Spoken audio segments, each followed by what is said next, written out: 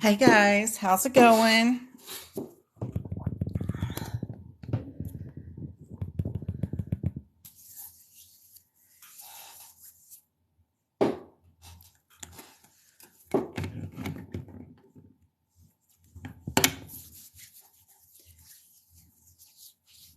Hey Contour, how's it going?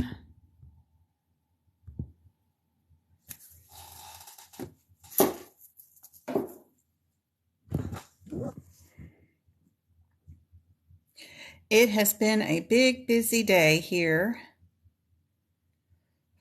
Where is Discord? Let's tell everybody we're going live. Let's tell everybody. Okay, there we go. Cool.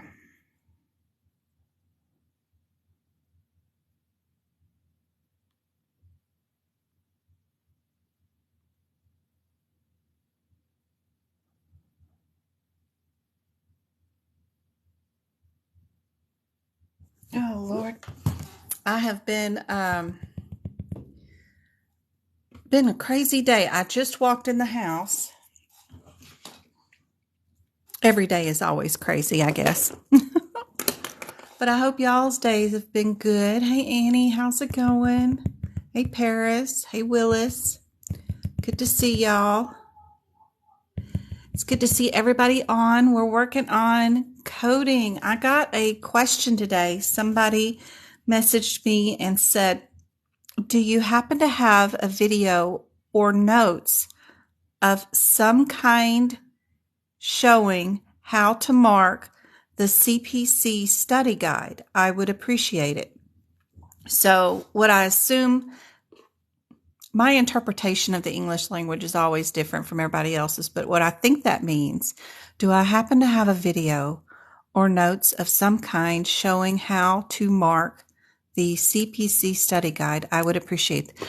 Well, I think that what that means is to take what info that's in this CPC study guide and put it in your ICD-10 or HCPCS book or your CPT book in a format where it would be useful during the exam. I could be wrong. Maybe she wants to know how to mark it up in here, what's important, but this will take care of both.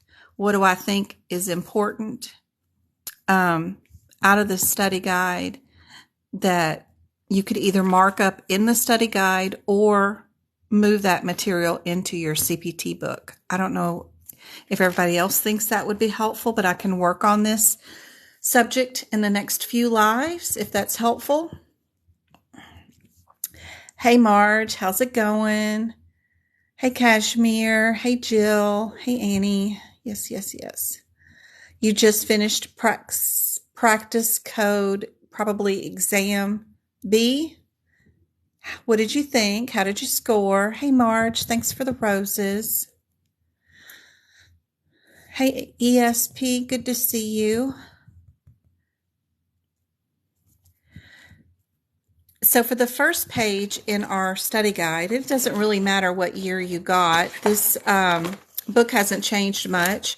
A lot of the questions are still the exact same from my old version from 2018 and 19. But the first page, of course, the hierarchy of providers. If you don't know that particular box, that's important, and you could move that to one of your books. Different payers, the only thing you really need to worry about is the difference between Medicare, and then other payers are all grouped up into all the questions, except for you'll have just a few Medicare questions. So you need to know that one health plan is a little different. And if it is Medicare, that there's 3 parts to Medicare, of course, and 4, technically. Right there's D.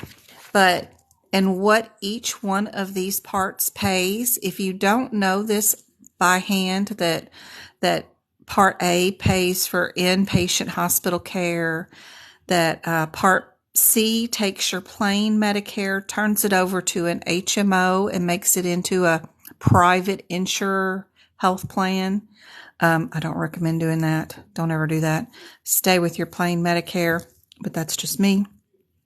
And which part, like Medicare Part D, covers your prescriptions. So if you don't know what all these are about, write a list of which ones, the parts of each one of these. That would be so helpful during the exam, because you never know. They might ask, where is medically necessary physician services covered under? Is it Part A, B, C, or D? And you got to pick out which one. So that's the kind of stuff that they'll ask you about. I found a question today that was really cool, too. And he says, study guide will tell you to note things and points it out. The tips, yep, they sure do. Love the tips throughout. Even your CPT book has tips throughout, ICD-10 and all that stuff. For sure. Let's see, where's our first little tips of all that stuff where they tell you what to move? They've got testing techniques, review your guidelines. They'll say examples when they do it. They'll even say to move your highlight or underline specific coding information within the guidelines. They'll even say move that guideline to the codes that are affected. Those kinds of things are super helpful to move. More testing techniques. They're telling us the difference. Don't confuse uncertain with unspecified. I remember having a question about that one this week about it. We don't use uncertain with diagnoses for neoplasm. So this kind of stuff gets lost, but they try to point it out. Anything like that is super helpful. Make sure you know it, or if you don't know it, move it to where you can find it for sure. One of the questions I had today during tutoring this morning that we ran into, I was trying to do E&M all morning long. Let's see if I can find it. But we had a cool one that I hadn't paid much attention to, this particular question. I may have seen it once, but I never really paid any attention to it. And I knew what the answer was, but never paid attention to where I got the answer from. And a lot of this is knowing that your answer is in this book. You just need to know the parts of the book to be able to find it. And this was a really good example of it. Let me see if I can find it real quick,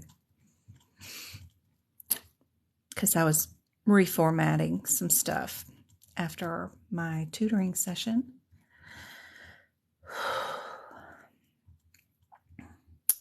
We, after tutoring, we had walls painted and took my mom out, and we just rolled back in, so it's been crazy. Wonder where that one is. I know I can. This is it. Okay, this is the question. And he also says, I've added tons of notes from the study guide. They telling you about stuff on the exam. True.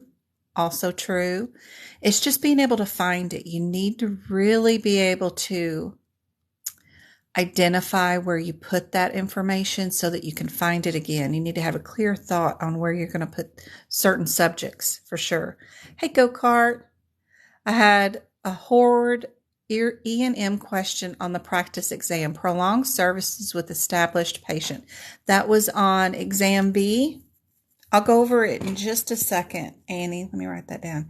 Exam B, prolonged services. I'll go see if I can find it, and we can go over it. Services. Let me finish this one thought about this question I found today.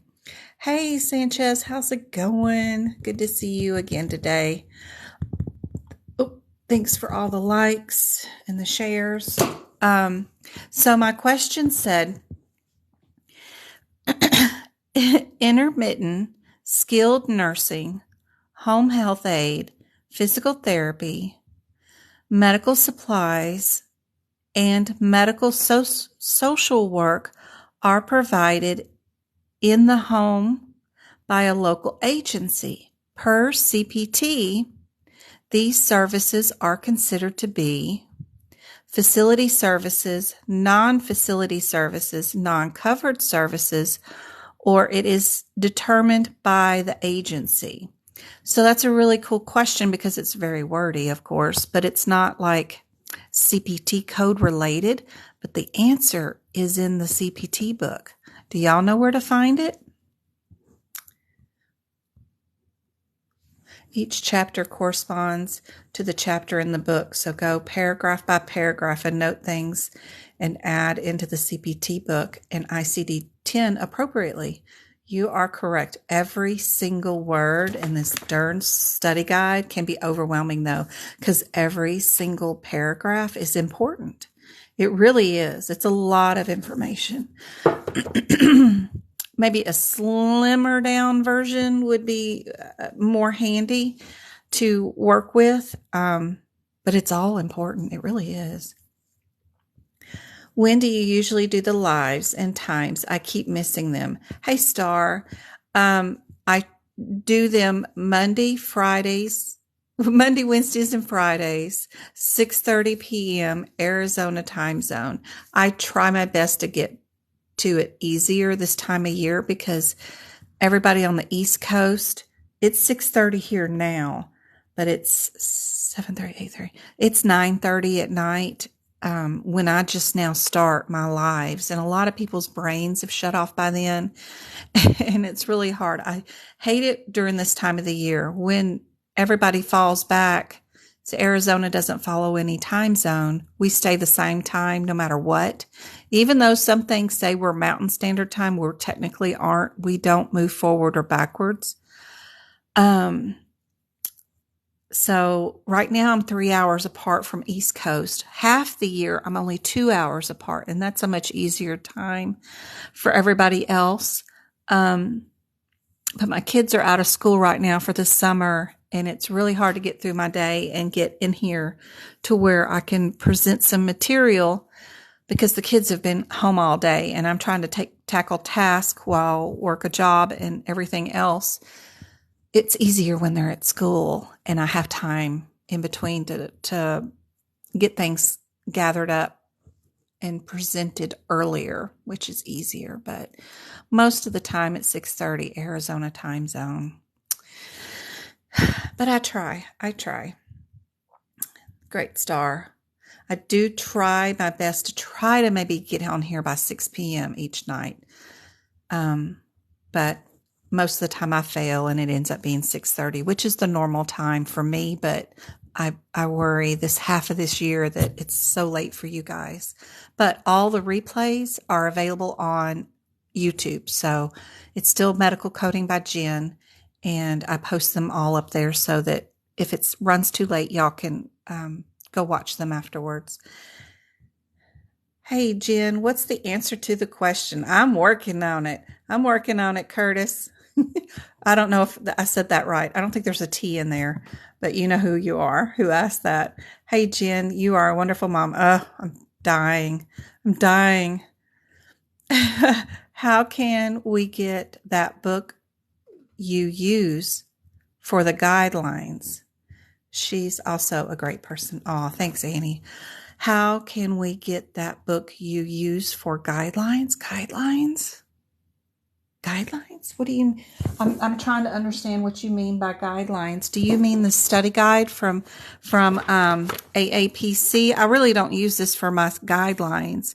I use the guidelines in the ICD-10 book. I use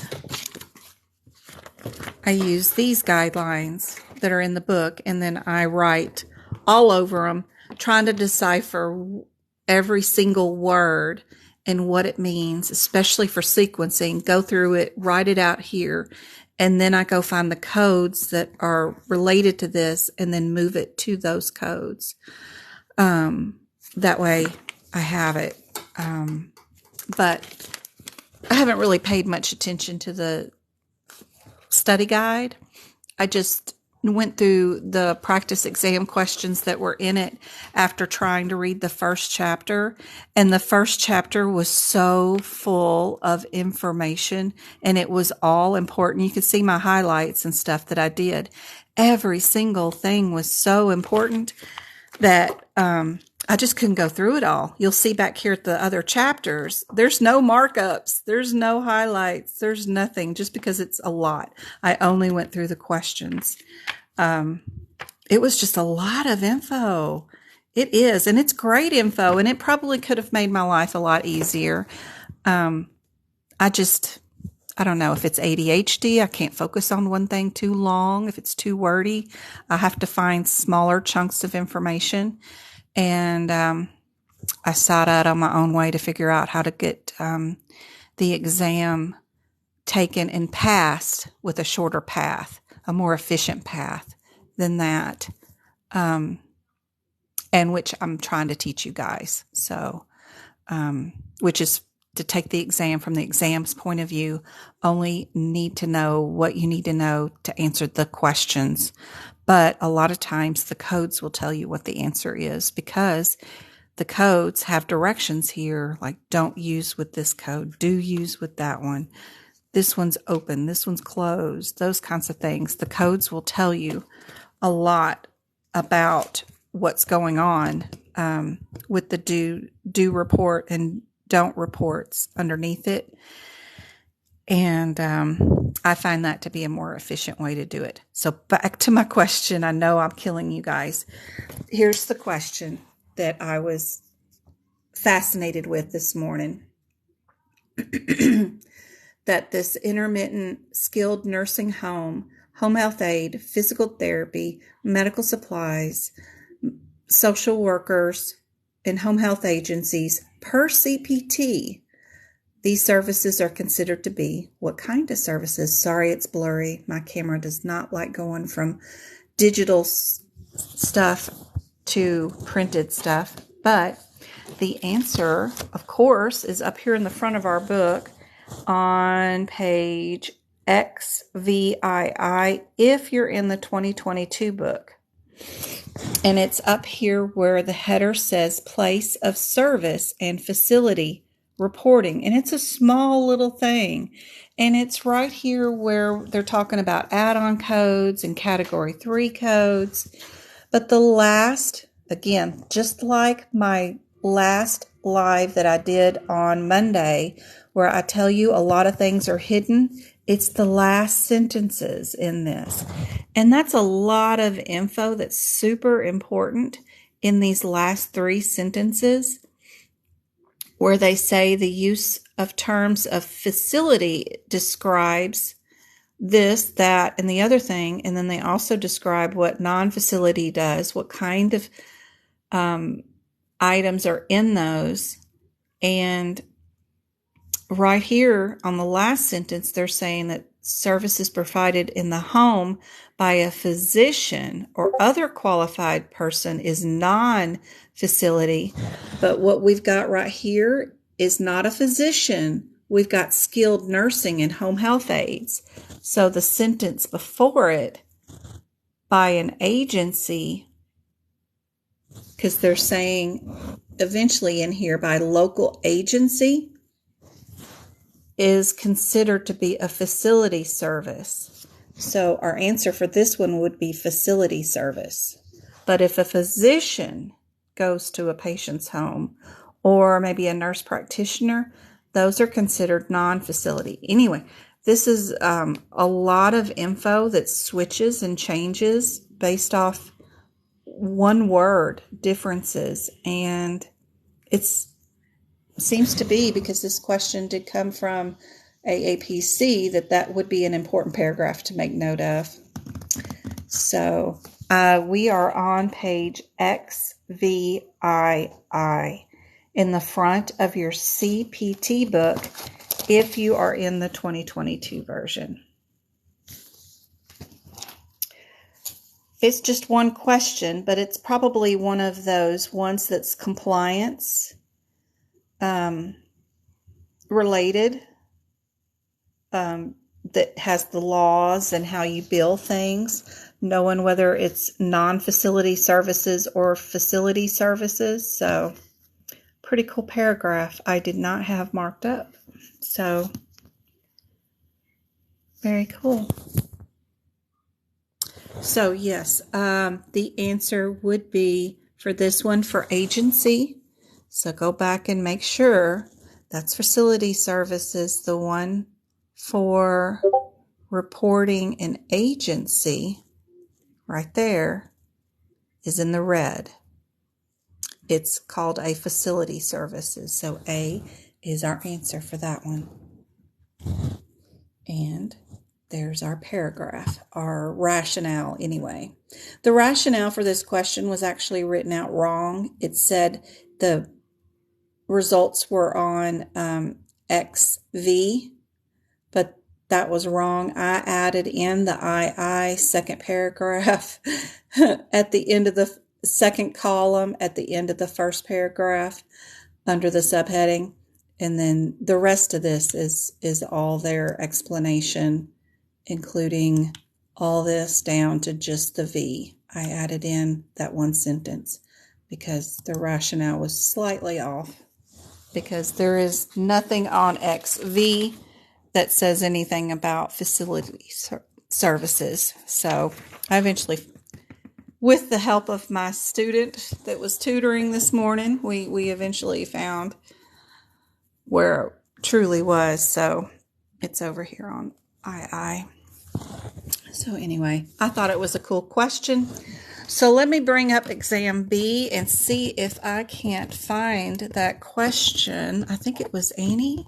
Somebody was talking about struggling with this morning. I think exam B, right? Y'all were talking about exam B. There was a question. Let me see. This is edge. Nope, we're not doing edge. Not doing CRC. We're not doing CPMA. We're doing exam B for AAPC. She said prolonged services. Let me, PROL. There's no prolonged services on mine. There's procedures. Prolong. I know how to spell prolong. There's just no prolong. I wonder if it was...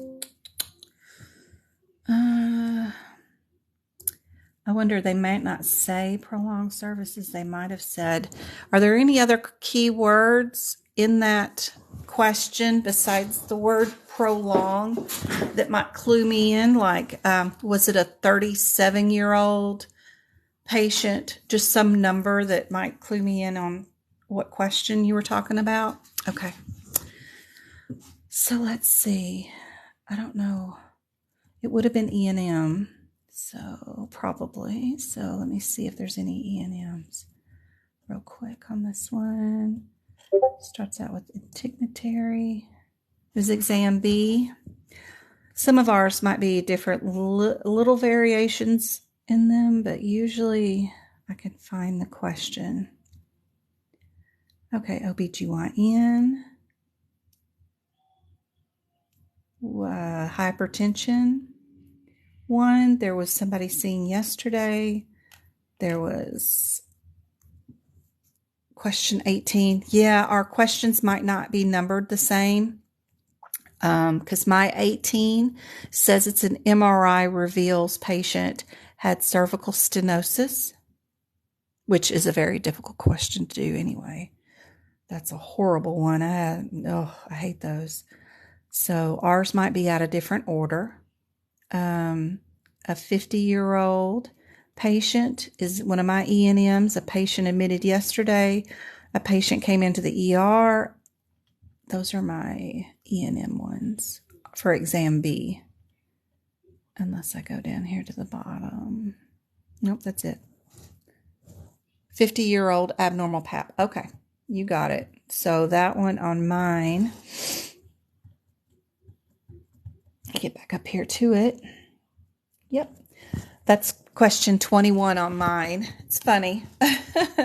So what do you need to code 99213, 99214, 99215? What do you need? You only need one thing. Two things, sorry. And you only need one of those.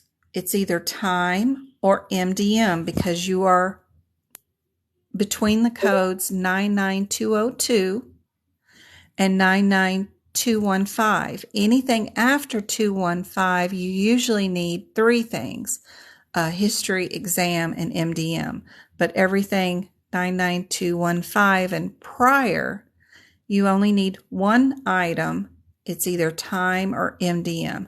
This question does not give you MDM, but what it does give you is time, which is 55 minutes.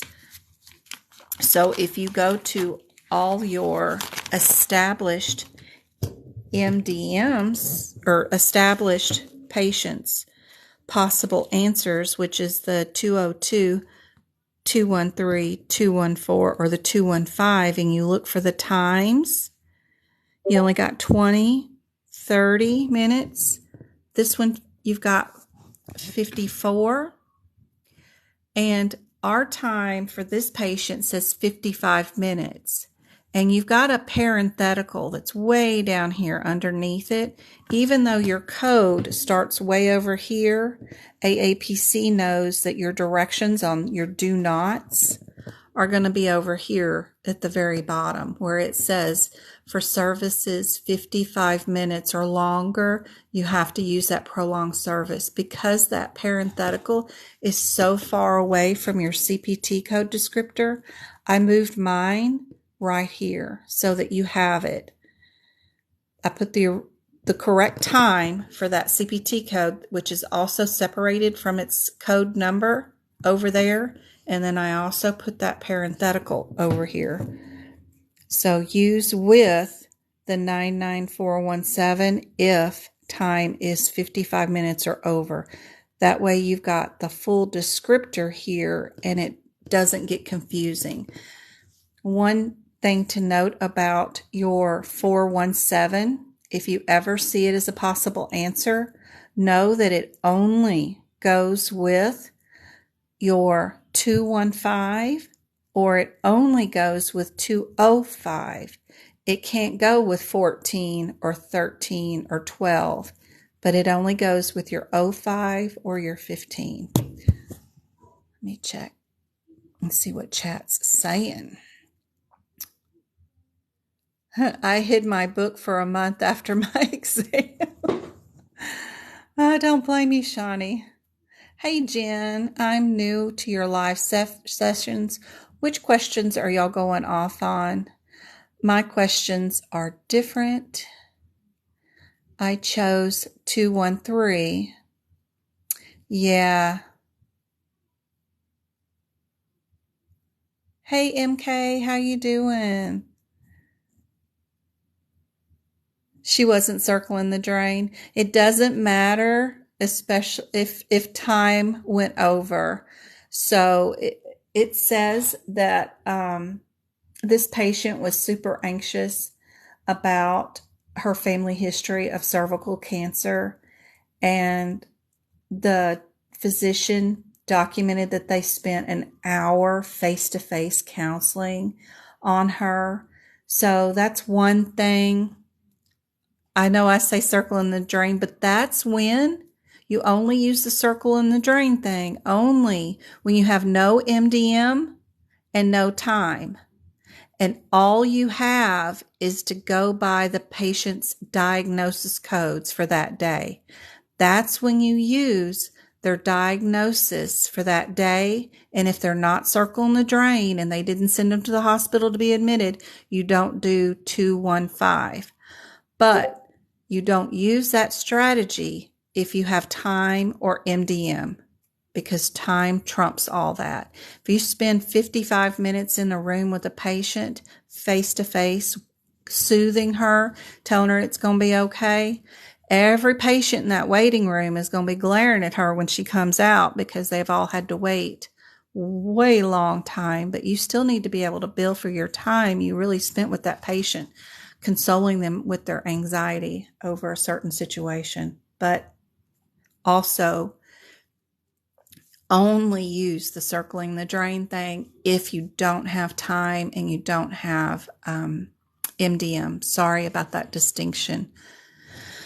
I forget a lot of times that y'all don't know things that are in my head, and I don't explain them 100% where everybody can understand if they've never been in my head or had walked in my shoes with 20 years of patient care. So hopefully I didn't cause you too much stress, but don't use circle of the drain unless you have no MDM or no time. Then you can use that strategy for sure. Okay. Would you recommend the CPC book from Optum? I would not. I know the Optum book, I think has some cool info of some sort. And I'm assuming you're talking about the ICD-10 and the HCPCS. But you're at a disadvantage if you don't get AAPC's version of the HCPCS, especially because that one is full of your coding guideline information. There is 100 pages. Okay, so the AAPC version of the HCPCS book has, hold on, 750 pages, and you need all 750 because the last 200 pages are an Appendix L that have general coding policies for E&M first, starting on page 565, which other versions of the HCPCS do not have, and you need these to be able to code policy, E&M, coding, regulatory guideline questions. So there might be 5 of those on the exam. But then also they have 100 of CMS's. Hold on. I'm trying to find it. Publications that they also pick from. They put in 100 reference material things about how to document or code, even like blood deductibles, mental health limitations. There's no real rhyme or reason to these things, and they're all over the place. But how to do ambulance services, who is a qualified person, who's beneficiary, how do you bill dental services? There's examples back here and everything, and AAPC doesn't tell you, and I think they should, that they pick 5 more questions from this page, these 100 pages back here. And unless you found whatever info that they normally code from those 5 extra questions about inpatient bills, whatever's going on here, then you might be at a disadvantage if you can't find the info and you don't have this back here. So you need to be able to follow along with me. I've got some practice exam questions that go over some of the info on here. We're going through these and marking up the most likely scenarios that might be on their exam, but without the AAPC versions, you will be at a disadvantage. Now, you could get prior year. You could do the 2021 book, so you could save some money and find a used one from somebody. That would be fine. But not only, I know there's only 5 HCPCS code questions in the exam, which might make you want to go, well, I don't need to know everything in HCPCS. It's only 5 questions, and I can pick out the codes like the CPT code about it, the HCPCS codes, but that's not all their version has in it. These 100 references, there's questions on the exam, and then there's general coding policies that they get questions from too. I can't remember if it's going to be 10 actually or 15 questions that are on the exam from this book, but that's half your 30 you could only miss, technically. If you don't do well on these codes, then there's 10 more in these other things that you might need to know. So I really recommend you get the AAPC versions of the HCPCS, most definitely. The things that you miss out on if you don't get the AAPC's version of the ICD-10 book is for your ICD-10. I'm in prior year, so it doesn't, even prior year's fine. These guidelines, they have decision trees that AAPC put in themselves. You see the copyright right there. Your Optum book won't have these decision trees. And I know of one question about guidelines on that exam that says on decision tree, blah, blah, for whatever it is, like hypertension and diabetes, which order is number 4. And you go through here and you go find number 4 in their decision tree under whichever one they're wanting. So again, you're at a disadvantage if you don't have their book. And I just figured this out by doing their practice exam questions and realizing, oh, luckily I've always had the AAPC versions. And it didn't dawn on me that these items wouldn't be in y'all's books until I started tutoring you guys. And we're trying to find the same information that I have in my book and realized y'all's Optum books don't have that info in it. So I've come to realize that y'all really need the AAPC versions to actually really truly find every question or answer on the exam. A lot of this policies and guidelines and things like that are learnable. You can learn them before you take your exam. You just need to know them or have them written down in your Optum books. But that's still, you've got enough to remember as it is. It's easier just to start off with the books that at least have all the info in them. And then we get them marked up. That way you're not having to write so much, because I can't tell you how much info I forgot I had written in the books during my exam. I just completely forgot I had done all this work in some of the books and forgot where it was. So before I figured out, well, we better organize that data.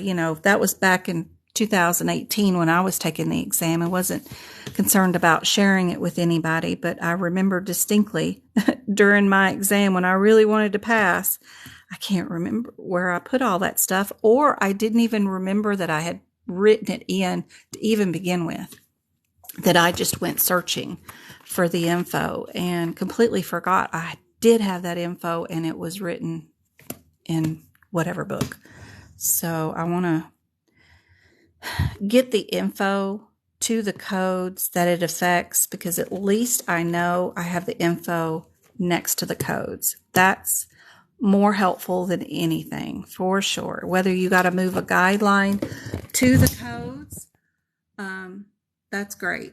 That's wonderful. This is cancer, and if I'm going to, patients come in for presenting for pain, that's a guideline that you always code the pain first, even though they're here to see their oncologist today, but they're complaining of pain due to their cancer. You code their pain first and then their cancer secondary. It's part of the guideline. So getting it to the codes is more efficient. And then that way you don't have to worry about, where is this info? Where did I write it? That's half the battle for sure. But no, long speech, I don't recommend Optum books. I know they're great for coding. They do make coding easier, but AAPC has a trick or two up their sleeve, and I actually like their diagnosis ones, because the differences between that diagnosis code and this one is highlighted in green font, and I don't have to look up and try to do what I have to do with these CPT codes is put my differences between these codes underneath the code and write it or underline it or find it. They've already done it for me. I wish they would do it for a CPT book, but I don't mind the AAPC version because I like the green differences, and I don't have to do as much book prep in ICD-10 at all because of that reason. So I love it. Hey, MK. MK, I got you down for a donated free tutoring on Friday morning at 8 a.m. if you can come, by the way, just in case you wanted to come. Let's see. I've learned not to be so literal. And I mean to be literal. I like to be efficient and literal, but sometimes I miss the mark. I took on my 16 and after results, my energy is down, not focusing. I'm sorry, MK. Oh, thanks, Annie. I appreciate you. Optum doesn't do, no one does the CPT book but AMA, right? Y'all have taught me that. I'm like, I wish we had a different version. But I know they have some coding tips inside here, and they're repetitive about them, especially in the digestive system. When you get down to the hernias and repairs and digestion, they'll say the same coding tip page after page after page. Like they said that one about this hernia thing 3 times on 3 pages. It was just over and over and over again. And it seemed like something that AAPC would do. There's that colonoscopy decision tree too. That had a question on it on somebody's CPC exam. That could be very important since I'm sitting here looking at it. But that right here about the do not reach the cecum, how do you code? That coding tip is repeated throughout this book. And I don't know if y'all have ever bothered to read every single one of those coding tips, but some of them are the same thing over and over again. So they really mean for you to learn it. And usually that can be where one of the exam questions might come from because it's highlighted so many times. Oh, of course, I missed it wherever it was.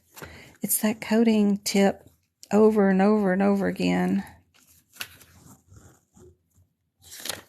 Is it the one about the cecum? It could be. I know they said it over and over again. But I thought it was a different one.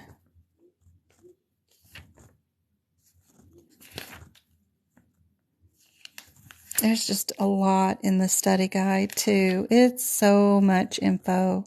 It's all great info for coding, but oh my gosh, it's so much. Yeah, it's it's definitely not the coding tip with the, oh, this one right here. They said this one a million times. This one with the 52 modifier. If it doesn't reach the cecum, see, there it is again. That's the one that's on the exam. And then they say it over and over again. And I keep saying that's possibly on the exam. I've said it twice. And look, this one right here. There's another time. One more time. Advance the coloscope to the cecum. They said it again as another coding tip. That's within 3 pages. They keep saying the same coding tip over and over again. They really want you to know it, and that's why it's on the exam. It's crazy. But pay attention to those coding tips. That's super helpful, for sure. I hope it didn't freeze, Sanchez. Hopefully. Hey, thanks for the rose, ESP. That's awesome. Okay, I understand. Thank you for explaining. Yes, Igloo. Mine hasn't froze, Sanchez. That's the first difference I've noticed between Optum and ICD-10 and AAPC. What advice do you give on how to start studying for the CPC exam? Okay, Jen. First thing is to get you a CPT book. Y'all are at a tricky time of the year. New CPT books for 2023 comes out in October. Tomorrow, AAPC is doing a webinar on the new codes that are coming out. From what I hear, I think they're redoing some of the E&M again. Oh, Lord.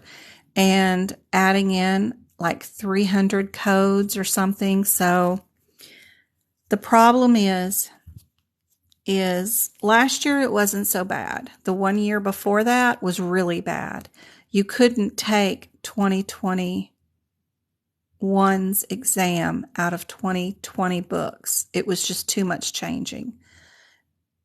So if you don't think that you can pass the exam by December 31st, I would wait till October, get the new 2023 book before you start worrying about making notes.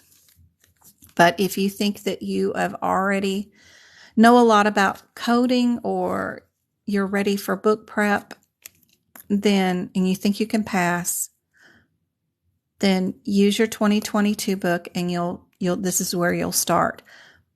But I'm worried there might be too many changes between 2022 and 2023 to keep the same book from this exam to next year's exam. January 1, they will change the exam and it will be based off the 2023 book. If it was like last year, you could use the 2021 book for 2022 year. It's fine. I've got a document that shows you which codes to write in to make your 2021 book into a 2022, and it's fine. It's easy to do. It's great. Just do that. But I'm worried that 2023 might have too many changes, but I have no idea. It may be an easy year and it may be just fine. And we might be able to change our 2022 book into a 2023 just fine, but you can't do 2 years back books for a current year. So another thing, if you're doing 2023 exam, you need a 2022 book or a 2023 book. So anyway, where you start. The first thing you're going to do with this lovely book is it's in numerical sequence. Please don't tab your book. Leave those suckers right there. Don't waste your time tabbing. It's a waste of time, I promise. The answers on this exam are going to be numbers. It's just numbers. From one number to another number, you're going to be running from numbers to numbers. All the courses teach you how to index and look up things alphabetically. You won't do this during the CPC exam, so there's no reason to tab any books. Don't buy extra tabs. Don't buy fancy things. Don't tab your book. Second thing you're going to do is go through this book and you're going to go find every code that's out of numerical sequence. The book is in numerical sequence, but a lot of the codes are taken and they're not in numerical sequence. Like they took this code that's supposed to be between the 200 and the 21. They took the 20 and moved it somewhere else. It's not on this page. It's over yonder on the other page. So sometimes it's super close. That's only a difference of 55 codes. You got to go search for it. Sometimes it can be 700 pages away and they're impossible to find during the middle of your exam. So please go through here and write down the page number where it's located. This is column 1, which I put down the column number where it's at. You don't even have to do that. As long as you get the page number, then you're fine. They just moved it over here. But it can be very distracting when you're having to look up 4 codes and they're all out of sequence and they're not on the page where they should be. It wastes time for you to have to look them up in a range of where they might be. So first things first is to mark that. The next thing is to mark all your do not codes.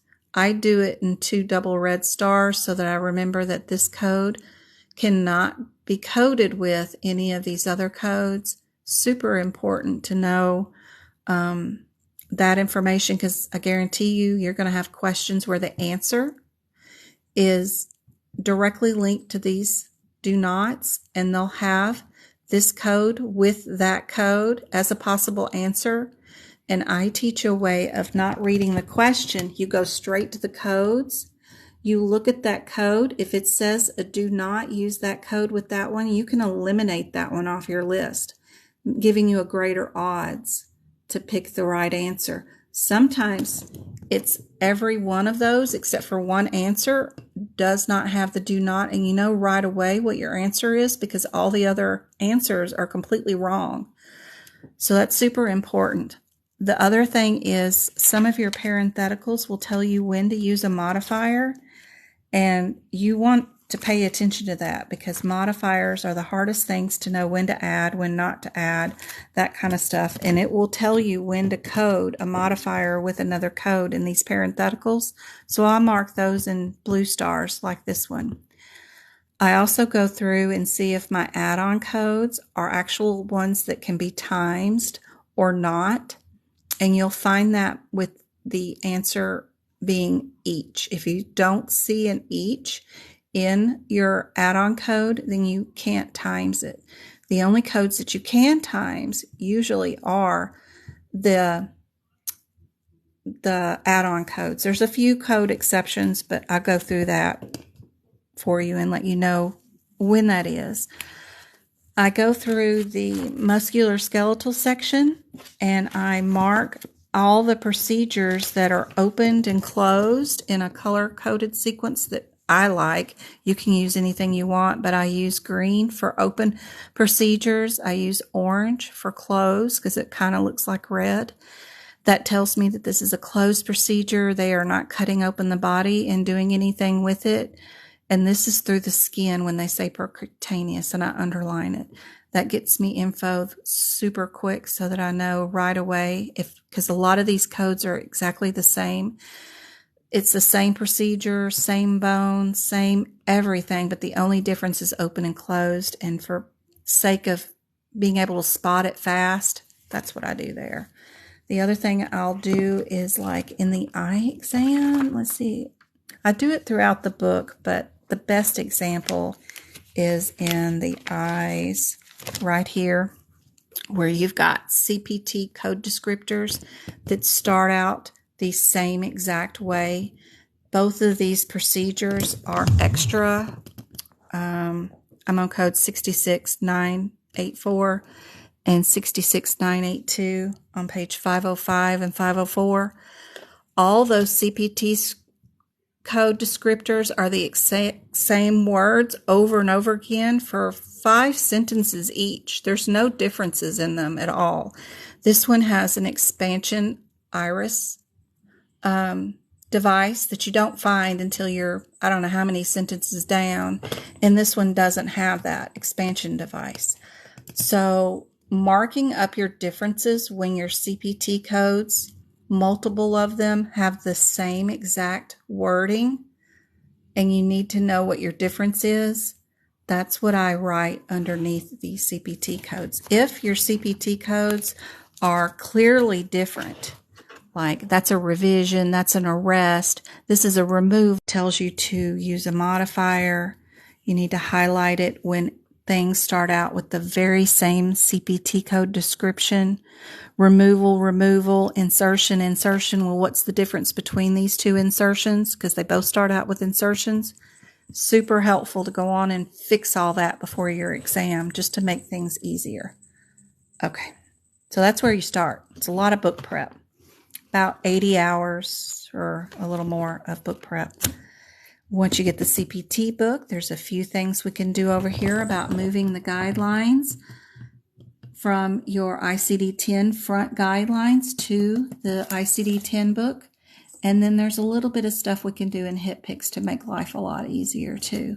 But the main thing is to move your guidelines to the codes. I even wrote it at the top.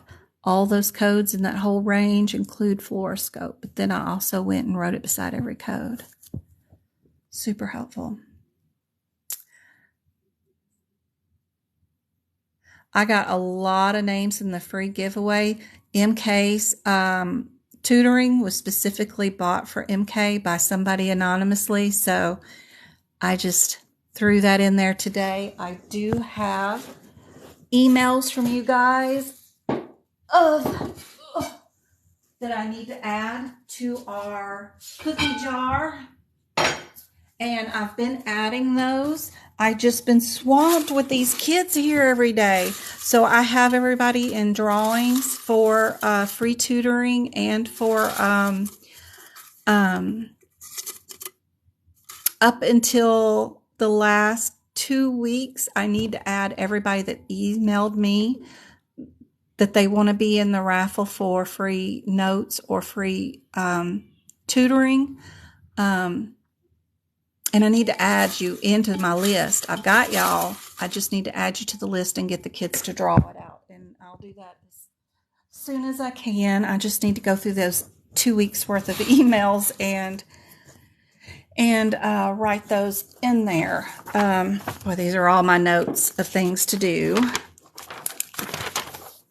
But y'all can email me at medical coding. CAL, medical coding. It's all one word. By Jen. It's all one word at just simply gmail.com. I know some of y'all are using still the coding by Jen at Gmail. That's fine too. I just created that email also so that I could take the name before I forgot. Because I forgot when I started all this that coding by Jen, I was getting all the nerds for the computer coding. And I should really put medical in front of it. So anyway, either email is just fine. Just put raffle in the subject line and I'll get y'all added to the drawing and get the kids to start drawing some stuff. So, because I've sold more of that document, what's been on the exam the last 45 days. And I need to either give away free notes or free tutoring with that money that we've incurred right there. So I've got some stuff to give away for sure. I will be doing it. It's crazy with these kids home, how much time gets eaten away every day. But I'm glad I got the medicine section completed and done. I added in a page from the category 2 codes. This page on 887 that I did for the nerve blocks. That's in the medicine section, even though this technically kind of goes with the neurology section, but it's just where I remembered to put it. So it's in that section.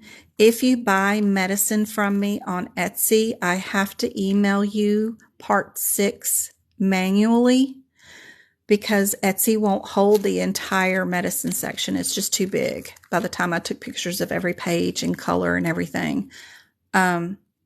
But I could get 5 sections up of just medicine.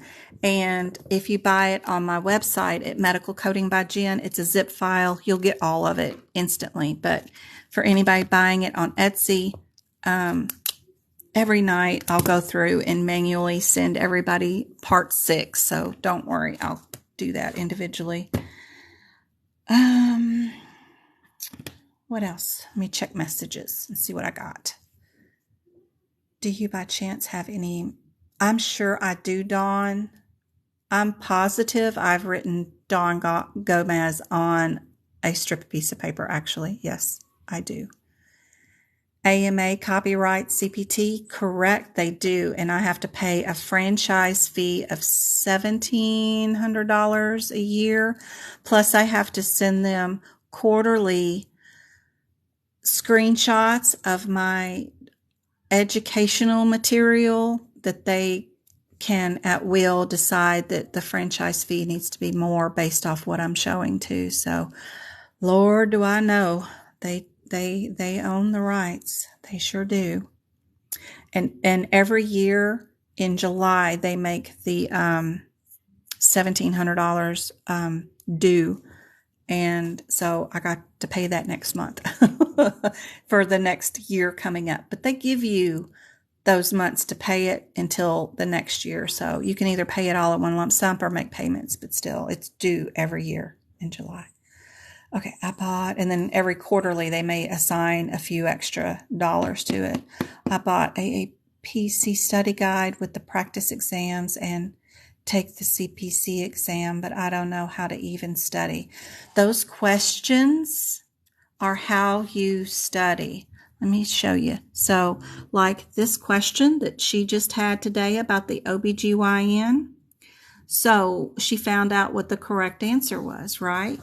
So what you need to go to is to go to your 215, which was your correct answer, and write a little scenario, anything. Write those notes. Like I told you before, I moved the time and that parenthetical about using the 4-7 underneath the code because it was way too far over here on the next page to even realize was there during the exam.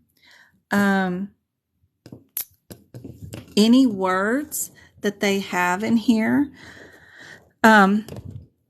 about any of these questions that can help you is super important. If they use a proper name for any instruments or a particular diagnosis or anything that could help you realize what the answer is always helpful to write beside the code.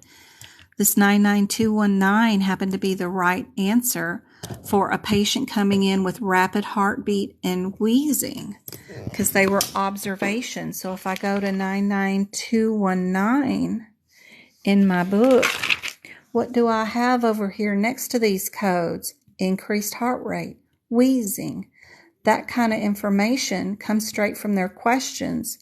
And that describes their description of what observation care is. Those practice questions are the meat of what you will see on the exam. You'll see the same thing, an increased heart rate patient, an asthma patient. Those kinds of things are always in there. Continuing examining, which I spelt wrong on my notes.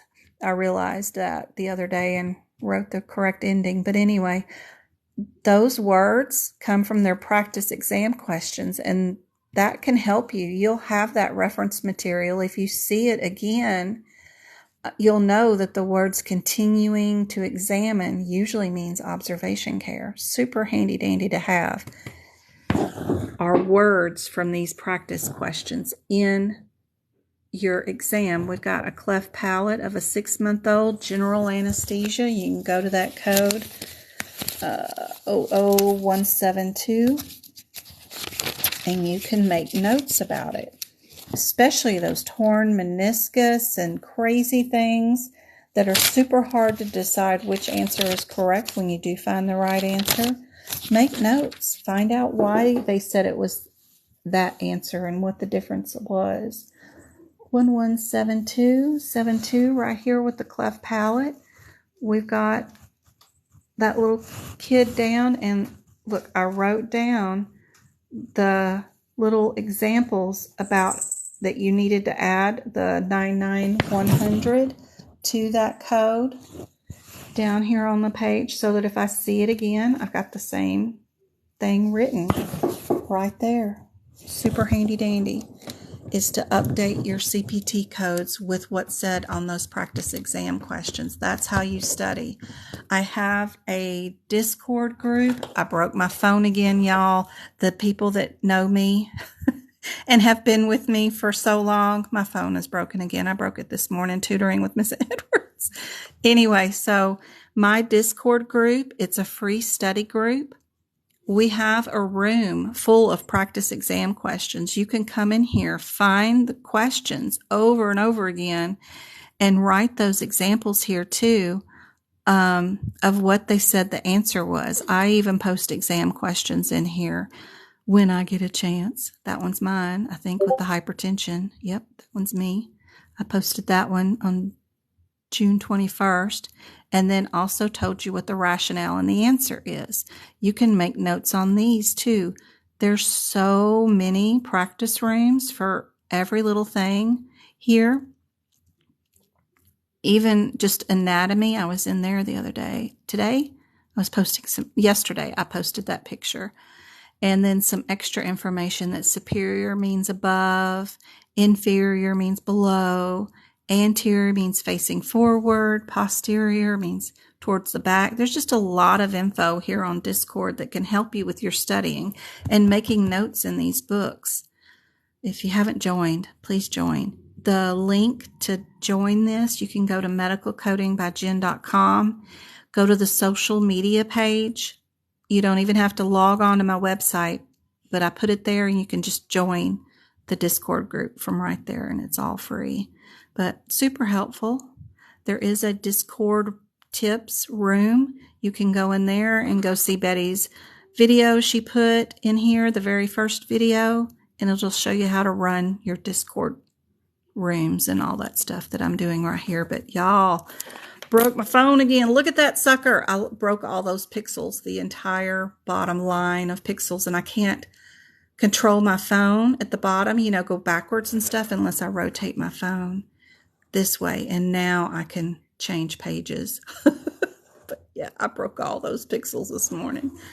This is like my third phone this year, and it's only June of this version.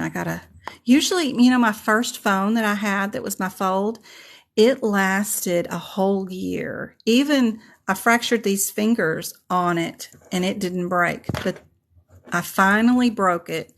And then all my replacement ones like it have just been easy to break. And it had a case on it this morning. This is a case that I have on it that even broke all those pixels. I don't know.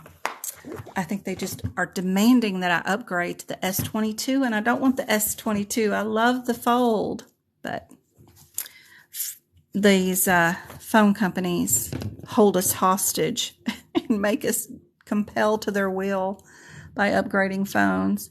Let's see. All right, so Jen, that's all my best advice about where to start. Also, if you go to my website, I got a free Where Do You Start page too. Here so there's the social media page where you can find the link to Discord. This page right here is under CPT book prep. You can click on every single picture on the page. Oh Lord, you're gonna make me sign in again. Did I sign in, or do I sign in with Facebook? I hate my site making me sign in again. No, I don't want to do that. I don't want to sign in again. But you go to that CPT book prep room, and it's got all those things I already told you about what the red words mean and what to do about it, why I'm highlighting this stuff and not what comes after the semicolon or other things, why I'm writing things underneath the codes. Everything's on there. Let's see if it'll go in there. No, it won't. I can't figure out how to get to my own website. That's okay. Let's go back to our documents here. And let's see. That page on my website also has how to update your ICD-10. And it has some guideline one-sheeters that you can take pictures of and add those notes to the ICD-10 code. So it's all free there. Let's see. Thanks for answering people's questions too, guys. All right. Start in chapter 1. Read each chapter. As you do it, it will tell you things to pay attention to and highlight. Oh no, not again. I know, Walker. Can you believe it? We are still adjusting to 2021 E&M. Yes, I was reading. CMS just released the PSC book for you CCS people. And those changes just in PSC or whatever is over 300 and something pages. Where is my CCS room? They have practice questions.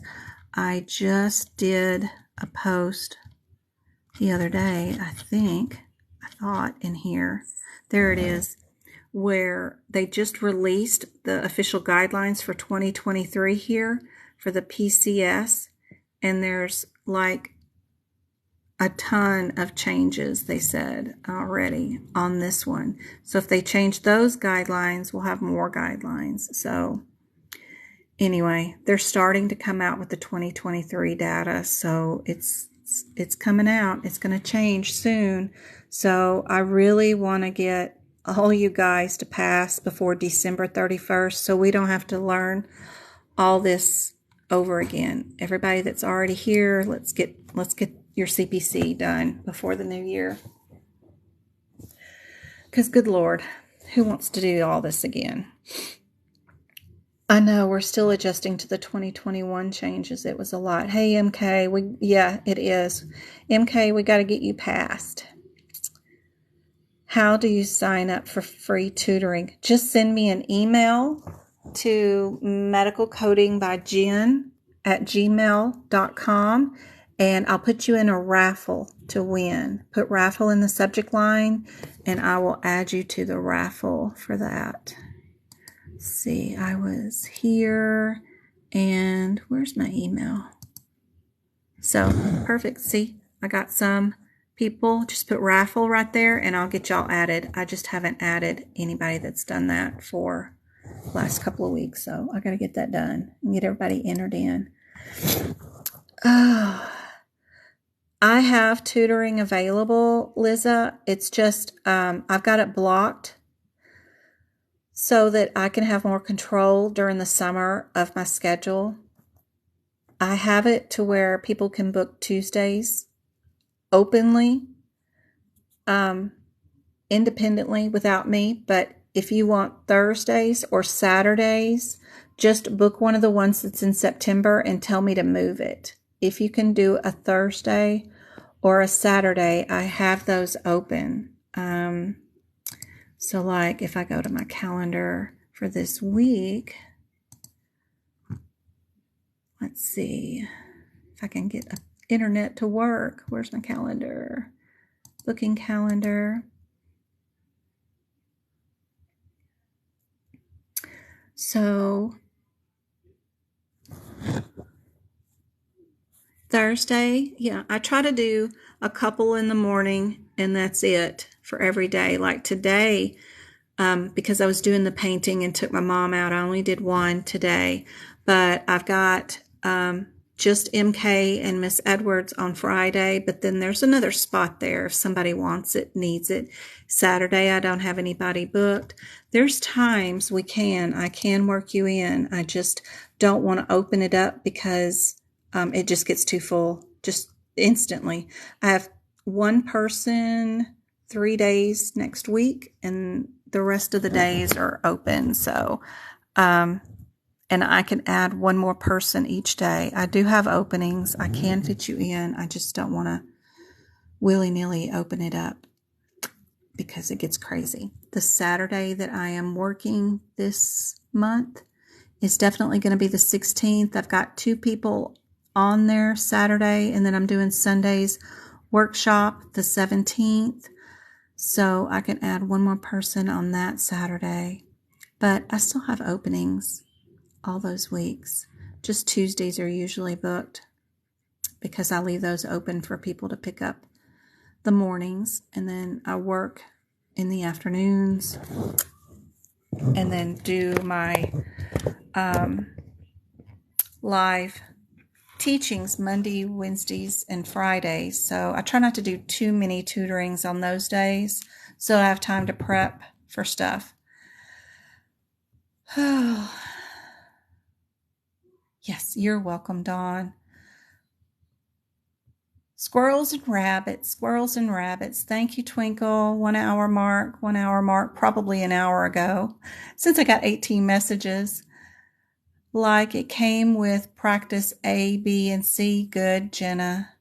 Rationale will tell you details of why the codes are wrong, and I write them next to the codes. Sometimes the rationale isn't good enough, but if you have problems with any questions, you can always screenshot them and send them to me on Discord, and I get to those questions faster than I do emails, but I love helping you out if you can't figure out why the answer is the way it is.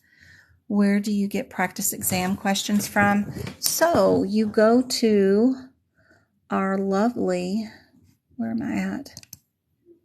First thing you should do is go to your AAPC website. I got to switch accounts. Hold on. We got to go here. So go to your My AAPC and log on to your account. First thing you're going to do. And then you're going to check underneath your purchased items. Once you get to My AAPC, go to My Purchased Items. A lot of people have these, were gifted them, and don't even know. You can go to My Items, and you'll see them listed here if you purchase them. If you haven't purchased them, then you can purchase them, and I'll show you how to go to them. But if they're here, great. You just click on them, and then you go here, and then it'll turn on a little timer for you. You can stop it, you can start it, you can reset it. No one's going to check any of these, and you can just pick out your answer. And if you have time to do one question, then go on down at the bottom and hit grade. It'll tell you what your answer is right away and let you see the rationale. So if you got it wrong, you just click on your rationale and see what it is. It pops up in another window. We'll give you your rationale. Then you click out of it, go back to your exam, and you can try again. Well, let me try this answer then. And then you can go back and hit grade again. These questions are where your bread and butter is. No one will keep score. No one's going to sneer at you for getting anything wrong. And you can also go to the other codes and see why theirs are wrong based off what's in here. Also, what's in these questions, they used an argon bean coagulator for this CPT code. I'd put that right underneath that CPT code descriptor because I guarantee you they don't have that name in that CPT code descriptor. You can also put that diagnosis code near it. Can be used with this diagnosis code. They used an argon bean coagulator. Very cool. Cool. I love it when they have proper names because that proper name will stay named the same name even if they switch the question up a little bit and rotate these answers around. It'll still have that in it for that particular answer. Anyway, if you don't know where to buy these, you'll go to the AAPC website. Let's go to certifications. Let's go to CPC. And they don't make it easy to find them. They don't. But you're going to go right here where it says do all this, and you're just going to hover over where it says 3 practice exams. You're not going to care about spending that. Do not spend that. Don't buy the course. Go here. Click on this practice exam things. Hit learn more. Yeah, I just want your questions. That's all I want from you. Right here is your prices. Let's buy Bundle A and Bundle B.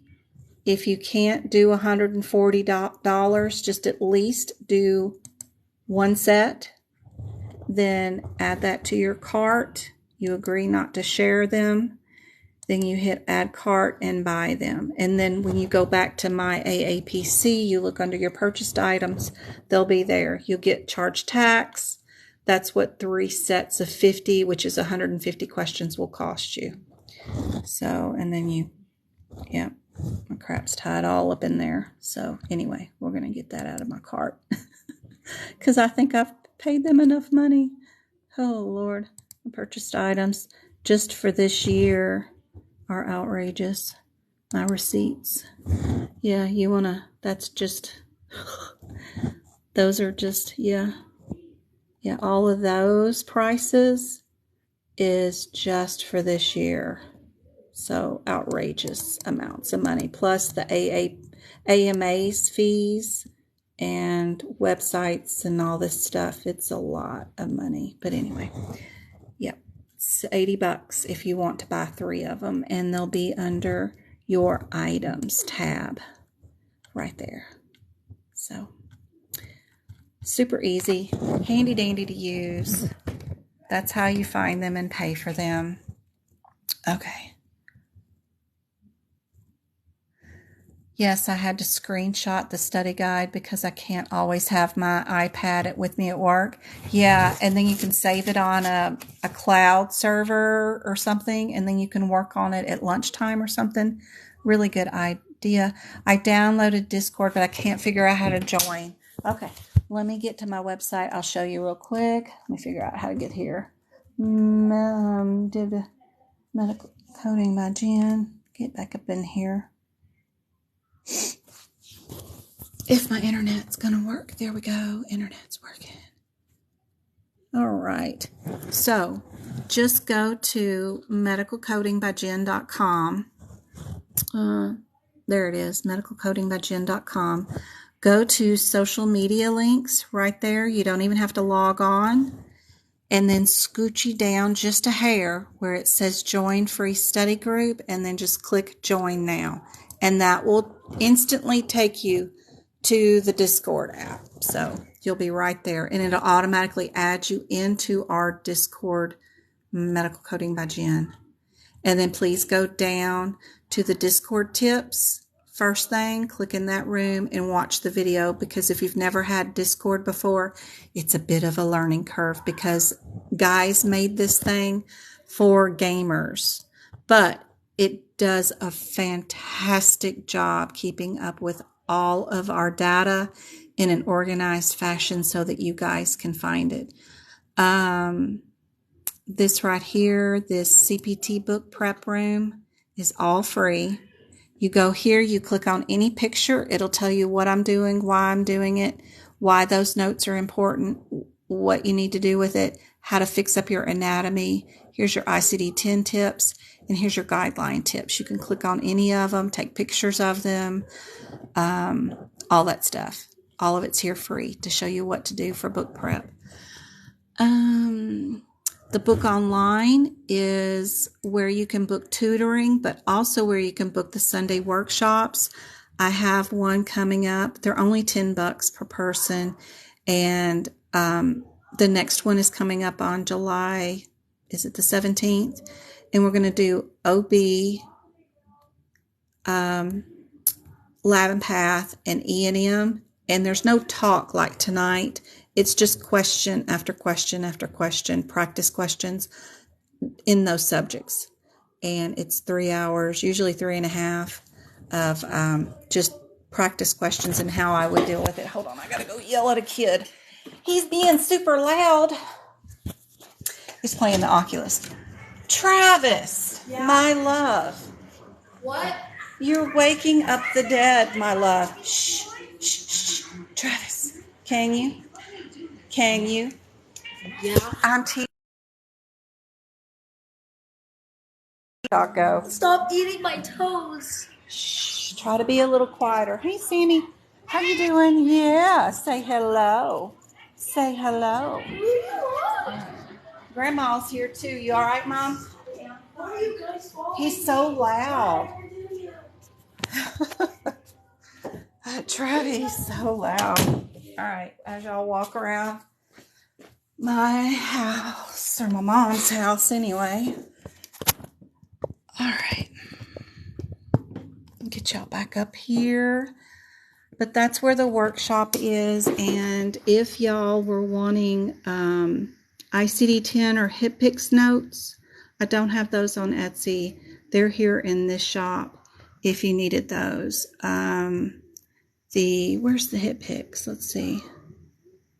What's been on the exam in the last 45 days is also here too. It's just raw data from everybody that's been taking the exam, what codes or vocabulary that they saw on the exam is on there. And then there's the HCPCS entire book of notes. It's right there.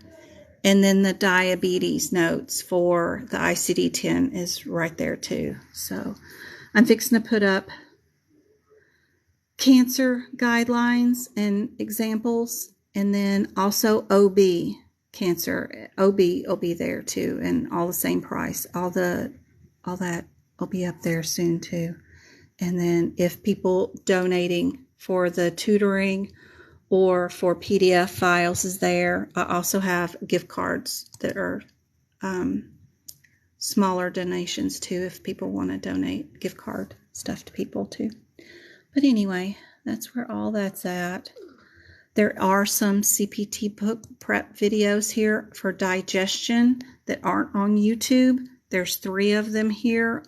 You get to watch me go code to code and update those sections right there on those 3 videos that are not on YouTube. So the rest are on YouTube. I just didn't think to share that info when I did most of the book. So I figured it out as I got to digestion that y'all might want to see that too. Oh, I know I do have a warranty on my cell phone. No worries. It's a $250 copay each time I break the dang thing, but it's a $2,000 freaking phone. So that's fine. If I rotate it, I can still use it. Yeah. I'm just too rough, too clumsy. Since I broke those 2 fingers and they don't close all the way anymore, it's hard to grasp things the way I used to. And no matter physical therapy, they actually told me to quit coming. They don't want to see me no more. So they've done all they can for those fingers. I'll just never have 100% back again. So I tried, but yeah, I'm just too clumsy for it now. Really losing hope I will ever pass. MK, you took it 1 time. I have a lady in my emails right now who's taken it 10 times. She just now found me, and we're going to get her to pass. But don't stress. You are an excellent coder. You are very good. It's just, you got exam C. Exam C is killer of all souls. It's a horrible exam, and it's just rotten luck. We're gonna get A or B next time, or H, and you're gonna do great. I'm gonna get you there, promise. And I know sometimes, people in our family can be kind of hard on us, so don't take it to heart. You are very good. You are going to pass. I've seen people that I don't think it's ever going to happen. You are not one of them. You are going to pass. You and Mean is ready. I can't wait for her to take hers. It's going to be great. Kia, I feel like I am on information overload. Yeah, I bet. I've given a lot of information tonight too, and really fast and sort of erratic and all over the place. But worried I will not have information I need to pass. You will. If you keep watching my lives, I keep going over the practice exam questions from all sorts of sites and services. I let you know exactly how to attack these questions and how I would do it. I just got a new book in today with a ton of questions in it. I was looking over it to see how they did. Look at this year on this one. It was 21 to 22. But, oh my gosh, I need to be an editor of some of these books because some of these are just ridiculous in their information. Let me show you this one. Where's that question? Where's her question?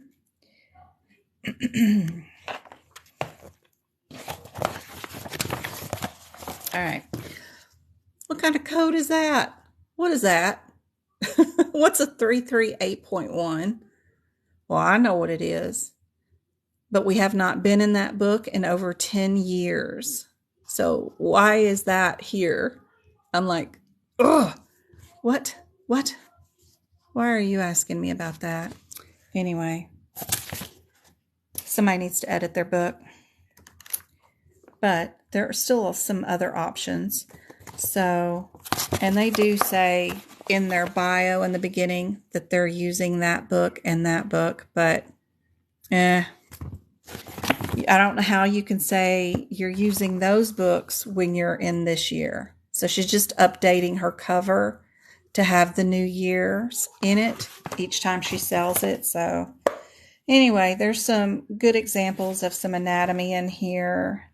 And some other things that we can utilize that might give me ideas on better things to teach you guys. So any little information I can deem from it, I'll go through it and see if there's some cool questions like the one I went over earlier about that info that was on the XVII page that I thought was pretty cool. You never know. Sometimes you run into a question that can be super handy and give you new insight on part of the book you've never seen before.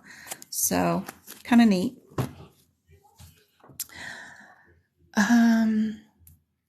So I have my CPT, my 10 from school, so I would just need hip picks before October.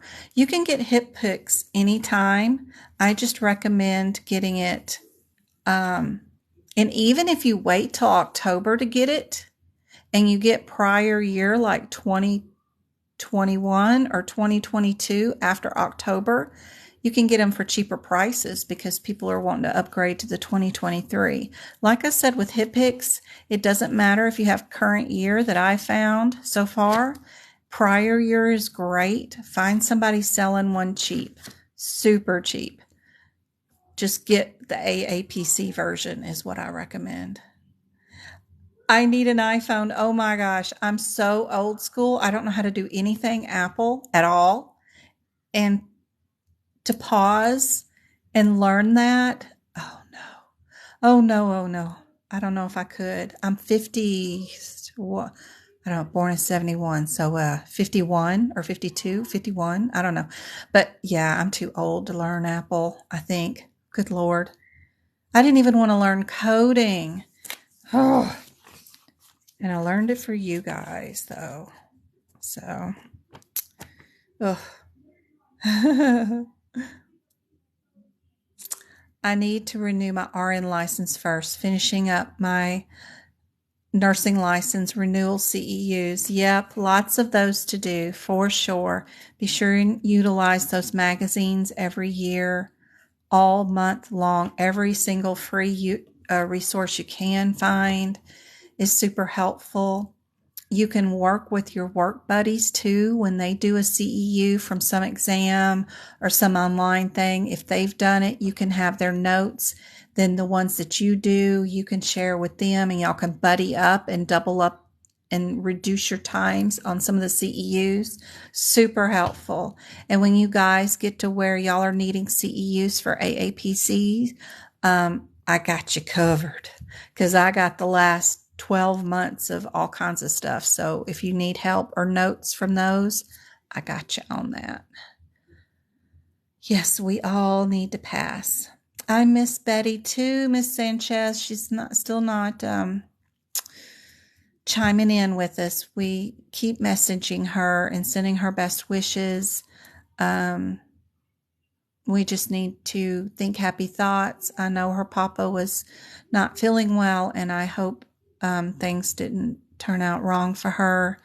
And I hope her dad's getting better and she's just working on that. I know her kids are home for the summer. She could be struggling like I am with that whole situation. Just keep sending happy thoughts, and I'm sorry. I miss her too, and I keep messaging her weekly to let her know we're thinking about her.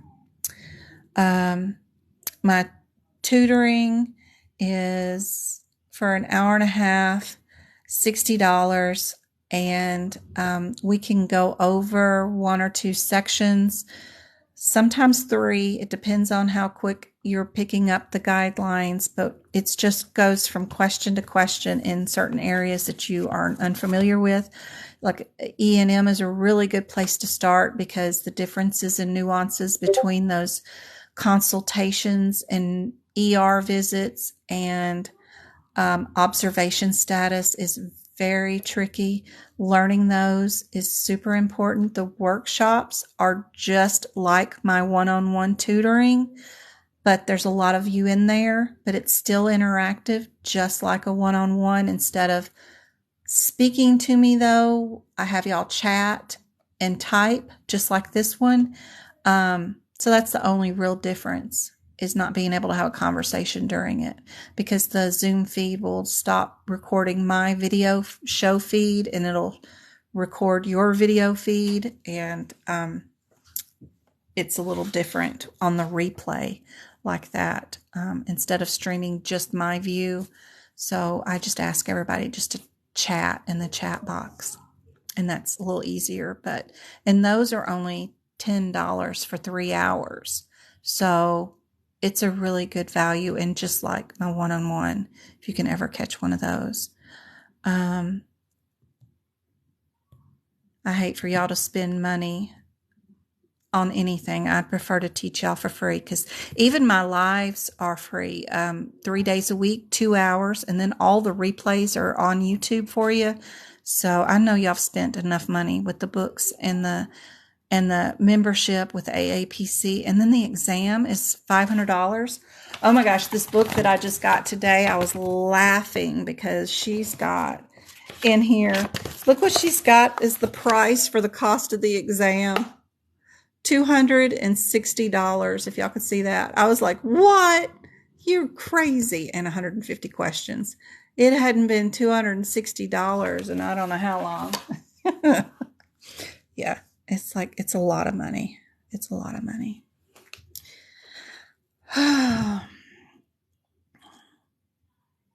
And those practice exams, A, B, and C, are meant to take over and over and over again. Utilize them multiple times. Don't save them. Don't reserve them for the after your courses or whatever you're doing. Take them over and over again, please. As many times as you can.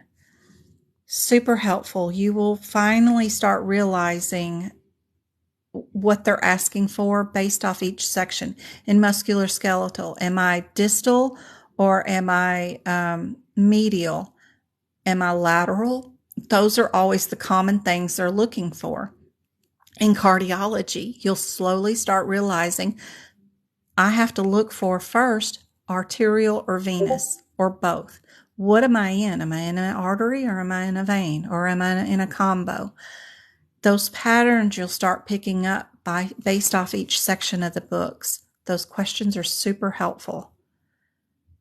You never saw the timer. I just used my phone. The timer's there.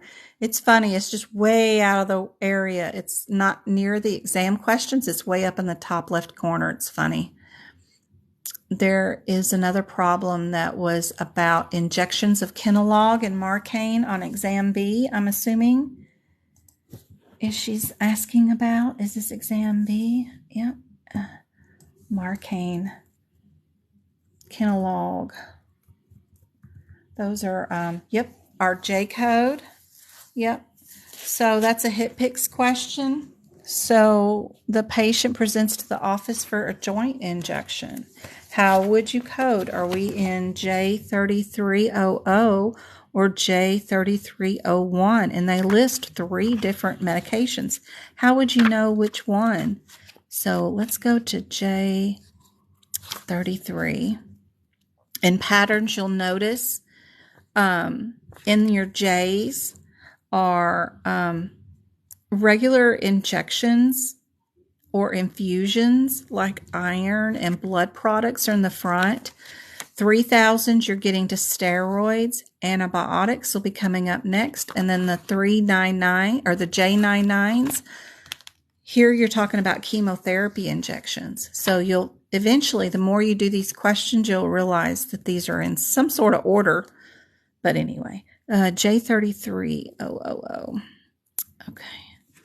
So our difference between the 000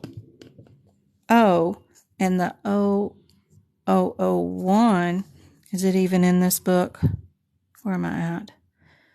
J33, yep. We got to go over here. Okay, so I knew they were separated, right? They're separated by a page, the bottom here and then the top here. So the first thing you got to know about any J code, you're not looking at the first line of the J code. You are going to be looking at this line for every single J code. anything that says the word drugs. That's your line you're looking at. You're not looking at that line. You're not looking at that one either. The only line you're going to be looking at is the one that says drugs. So for this one, this OO code, the only drugs you're going to look for are these. That question didn't say trisimilone. What it said was Kenalog, right? So this O1, you look down here at the drug names, and that's how you find your Kenalog to match with that question.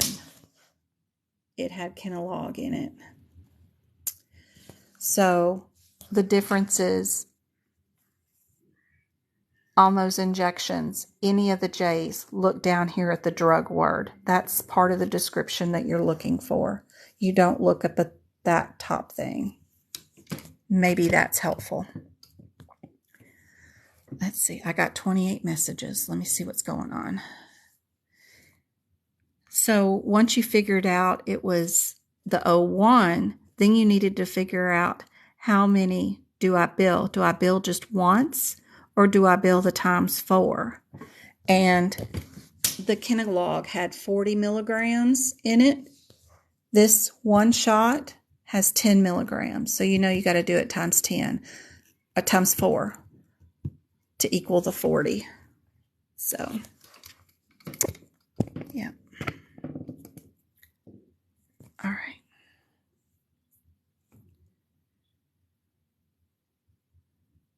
Let's see. Should I get the CPT book and HCPCS along with the CPT book? You're going to need all 3 before you take your exam, Igloo. You will need all 3. Now, you can get prior year on your ICD-10 and your HCPCS book, meaning you could get 2021 versions because those will be cheaper. Just get AAPC versions. Find them cheaper online from eBay, McCary, a bookstore online. Your local Goodwill has them. Thursdays are dollar days. Go in there and see if they have one on the bookshelf for $1 that day. Many people just donate them, throw them away, get rid of them, and they might be there. CPT book needs to be current year if possible. And it doesn't matter because it's only AMA version on that one. You saw her on Facebook. You did, Annie? I hope she's okay. She's just probably really busy, guys. All right. 10 times. Girl, I'm so nervous. I know. She's at least not a quitter. I mean, absolutely dedicated, 100%. She's not my only 10-timer either. I had one last year that was 10 times. She never had one note in any of her books. She never got told she could do that. And she came to me with her 9th try. I remember that. Lori, she asked how many exams are there? Depends on what you're talking about. There's 1 certification for CPC, 1 exam. You can get 2 tries for it. For the AAPC who sells practice exam questions, there's 6 exams. You can buy them in bundles of 3 exams each bundle if you want. And the total bundle for all 6 exams, which would be 300 questions, is $100. $160 actually. Yeah. Somewhere around there. I don't know. It's $80 plus $80. Yeah, $160. Yeah, it'd be $160. Ugh, I will pass. I will pass. No, you won't say will, Anna. I am. You put it out in the universe. It's already done. When I schedule my exam, I am passing. None of this will stuff. Am. You are passing. Yeah, Walker, to ICD-9. Thank you, Twinkle. 30 minutes more. Good gracious. I miss ICD-9. Y'all, ICD-11 has already been out over 5-6 years, and even the World Health Organization has already picked up and moved all their medical coding to ICD-11. It will be out soon. We're supposed to take it and start it in 2023 in the United States, but I doubt it. We'll probably push it off a year or two.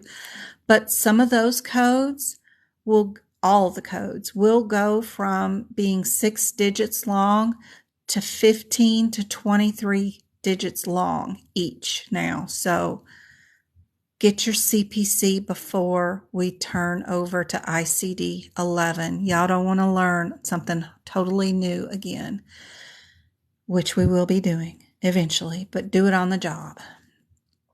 Hey, Dawn, you're awesome.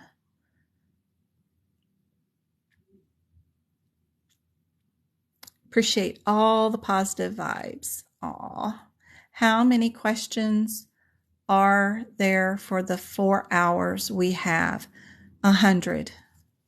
You can take the exam, the CPC certification exam at home. You can do 50 questions in 2 hours one day, and you can do another 50 questions 2 hours the next day or a week later, whatever you want to do. But, or you can take it in person and get 2 tries for this, a little bit more money, but you get 2 tries in person for 4 hours for 100 questions. Yeah, the price of the exam is $400 and something if you want 2 tries. It's just 100 questions. Yeah. Why doesn't it have 3 codes? I know, right? Ugh. Where does the marcaine and lidocaine go? Marcaine and lidocaine are additives that you don't bill for. The only one that you would bill for is your Kenalog 10. That's the only one that you would bill for. All of that, because it's being mixed in, is in one injection. It's a write-off. You don't bill for all 3 because the main ingredient is your 40 milligrams of Kenalog. The other one are just smaller doses, and you don't bill for those. They're just additives, if that makes sense. So out of also, AAPC's questions are not real life coding. You are not a coder. Please stop thinking about coding. And coding is what you're thinking about doing. I have to code this, and I have to code this, and I have to code this. That's what a coder thinks. You're not a coder for this exam. This is why people fail it all the time. Out of the possible answers, which one is the best? When we're looking at this 01, we notice Kenalog is there. That's actually matching up with one of the words there. If we look at 00, Kenalog is not mentioned. Just trisimilone is. So out of the answers provided, the 301 is your correct answer. Then you just need to match up your 10 milligrams with your 40 and realize that they want you to do this 1 times 4. This is not a coding exercise. You don't need to make it so difficult to think about why these aren't being coded at all. Lidocaine is added to a lot of vaccines. We don't code for that one a lot of times. It's just one of those things that's an additive. Marcaine can be coded, but again, this is not a real coding example for on-the-job, real-life stuff. The only thing you are coding is nothing. You're not coding. The answer is already there. It's already been coded for you. You just need to pick out the best possible answer out of what's provided for you. So stop coding. You are not a coder for the AAPC exam. If you try to code the questions, you will get it wrong. The only difference you should have looked at is these 2 CPT codes right away. You would have went here and saw trisimilone and Kenalog are my 2 differences. Then you skim the question from bottom up and match a word. I matched with Kinalog. I know that's my answer, and I moved on. I would have never even realized that there was a patient here who needed 3 different injections. I would have never read any of that. The way I teach y'all to have to do this exam and to pass this exam is to go to your answers first. Don't read that question. It's full of propaganda that will confuse you. It's not correct coding material anyway. All you need to do is let the codes tell you what the difference is between them, and that difference is what you skim the question for just to match. You match with Kinalog. With that one, you never saw a trisimilone anything, then don't worry about it. You're going to pick your O1. Then you're going to match your milligrams.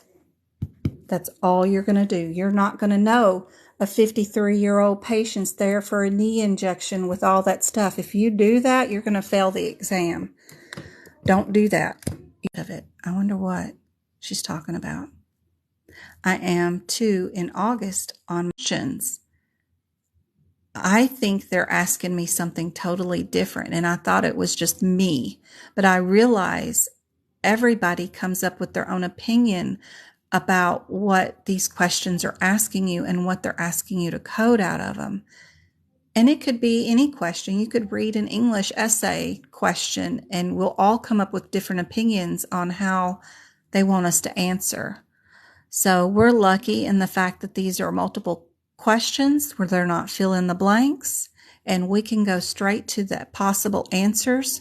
We can definitively tell what those differences are and skim the questions for that difference. Super easy to take the exam that way. My oldest son, who has 2 college degrees, taught me that's how he does his exams. And I never thought to do it that way. I just was a simple CD student my entire school, college, and everything else career, not because I don't know the data. It's because I can't read a question and come up with a correct answer that way. But he taught me how to do it this way. So, ever thankful to John Michael on that one. Or I probably never would have learned this because I never wanted to learn to code. As a medical auditor, I like auditing, but under my own terms. I have been trying to finish my last class, and final is tomorrow. Oh, can't wait. I hope you do very well. Get you some good rest. Get you some good sleep tonight, whatever your sweet spot is. If it's 6 hours, 7 hours, or 9 hours, get that good sweet spot sleep in. We lost people at work, and when we went from ICD-9 and ICD-10, Anna, let me tell you what I did. When my group went from ICD-9 to ICD-10, because I volunteered to learn it, I doubled my income that year. I'm excited. I went from 25 an hour to 50 an hour. Easy, without a doubt. And people left the field. It's a stupid way to look at something new coming out. If you pretend and act like you know something about it and know nothing about it and then Google it afterwards, you can double your income. You will have the same effect. People will leave the medical coding field when we switch. So get your CPC this year before it switches, and when it does switch, keep looking. AAPC and myself are always putting out information on what the new codes are. I've already printed out and submitted stuff that I know what the new diabetes codes are going to be and the hypertension codes, and I've already posted that info, what they are in ICD-10 and what they are in ICD-11. If you just capture what I'm freely sharing with you and don't tell anybody at work at all, and then when it hits and we have to switch, you will have info already in your memory banks or on your computer somewhere, and you can literally ask for whatever income you want to head the change in your department. You can literally say, well, I already know it. And I can help y'all do this. I volunteer as tribute, but I want such and such hours with this much pay and this added vacation time. Y'all let me know and walk off. Dude, double your income. Absolutely. Yes, overthinking the question will definitely kill you. Don't read the question. Then you have nothing to overthink. Absolutely nothing. You go to the codes, look at your difference, take that difference, which you can't overthink, and skim the question for the possible answer. That's it. That will negate that overthinking power that you have. I am a troubleshooter, and that's my job. I love to think of things in one little thing, but I want to attack it 10 different ways. And yeah, I'm an overthinker too. And I love to rethink things. I rethink every one of my lives. What I said, what I should have said, how could I present things easier so that y'all understand? Where's a different way that I could show y'all how to do a certain situation? Constantly rethinking. I am too slow and methodical. Don't worry, Walker. You'll have plenty of time to utilize those slow and methodical skills once you pass this exam. Being a medical auditor is a great place for overthinkers or risk adjustment. It's a great place for those kind of skills. Then it's studying for my certification. Can't wait, Red. You get on back up in here. I got so much better info too now. You know, the more I teach you guys, the more I find out, the more things that I find that are super helpful that can make a difference. And yeah, tons of information. People lost their jobs because they couldn't do the ICD-10 code. Some quit and some were let go. I've already got some info on it. I'll keep you from quitting and losing your jobs. Guarantee you don't share the info with your coworkers unless you really love them. But just squirrel all this info on the new codes that are coming out, and you can literally write your own ticket. Or you can leave the group that you work with now and go to a group that's their competition and double your income. Should we do online test or in person? And did it go to 100 questions? Yes, Dakota, it went to 100 questions. I recommend buying 2 attempts. Take the first one in person at a facility with no stress. So when you go there, bring a highlighter of a different color that you've never highlighted anything in your book with. Whatever it may be, bring a new color. So as you're taking your exam and you get to a codes and you're looking up your differences, you're going to put that highlight color next to every possible answers code while you're taking that in-person exam. When you get home and you wait for your results, if you did not pass, it's okay. You've got every code that was a possible answer in all 3 books highlighted. You can go and audit this information. This code was on it, that code was on it, and you can look to see how many codes did they pick from each section of the book. That tells you a lot of information. Why did they pick this question versus this one? Because both of them say trisimilone. Both of them do. Because that main word is trisimilone ACE word. This one says trisimilone ACE. Remember how I told you? AAPC loves CPT codes and HCPCS codes that start out with the same descriptor words, but what was the difference was the name of the drug, which was down here. The name of the drug was the only thing that was different. Auditing what you saw on your very first exam is very important. You can only have a highlighter if you take the exam in person. If you take it online, you can't have a highlighter with you. So your second attempt can be in person, but if you want to, you can call AAPC and say, you know, that was really distracting. I don't want my second attempt in a room full of people. I really want to take it at home. Can you switch that? And they will switch it for you to be able to take your second attempt from home. Now, I thought the exam that was online had less wordier questions than the one that was printed in person. But when I went for my first attempt, I did not want to learn coding at all. So I went just to do this. I highlighted every possible answer that was on the exam, came home and audited everything I highlighted, figured out a way to take the exam without knowing how to code to pass. And I took it online as my second attempt and passed right away because I didn't want to learn to code and I only wanted to pass the exam just so I could get those initials so that when people at medical conferences, when I tell them that I'm a medical auditor and I'm a data analysis for CHAPS and HEDIS measures, they don't look at me with this blank look on their face like, I don't understand what you're doing. But are you a CPC? You know, that's the first question they ask me after I explain what I do. And now I can just say yes instead of explaining who I am and what do I do. I can just say yeah and then move on with my life.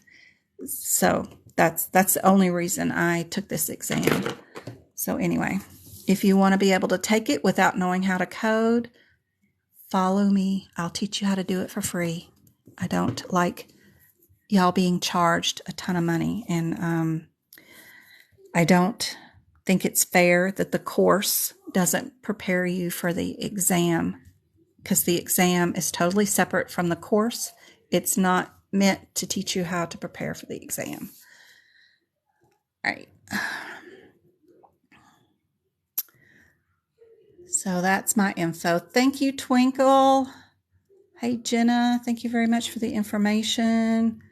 Yes, I'm a HEDIS. Yes, absolutely, Walker. You got it on the head. But I'm also a data analyst, and let me see. I saw this the other day. It popped up, and I was like, "Oh, I gotta show this off." I do stakeholders meetings for California and for the healthcare industry out of California, and we had one in several years ago, but they went online. But now they're back in person again. But let's see, Travis, you quit. I was wondering. Oh, they don't have it right there. Don't they usually have it? Let's see. I'm the value-based pay for performance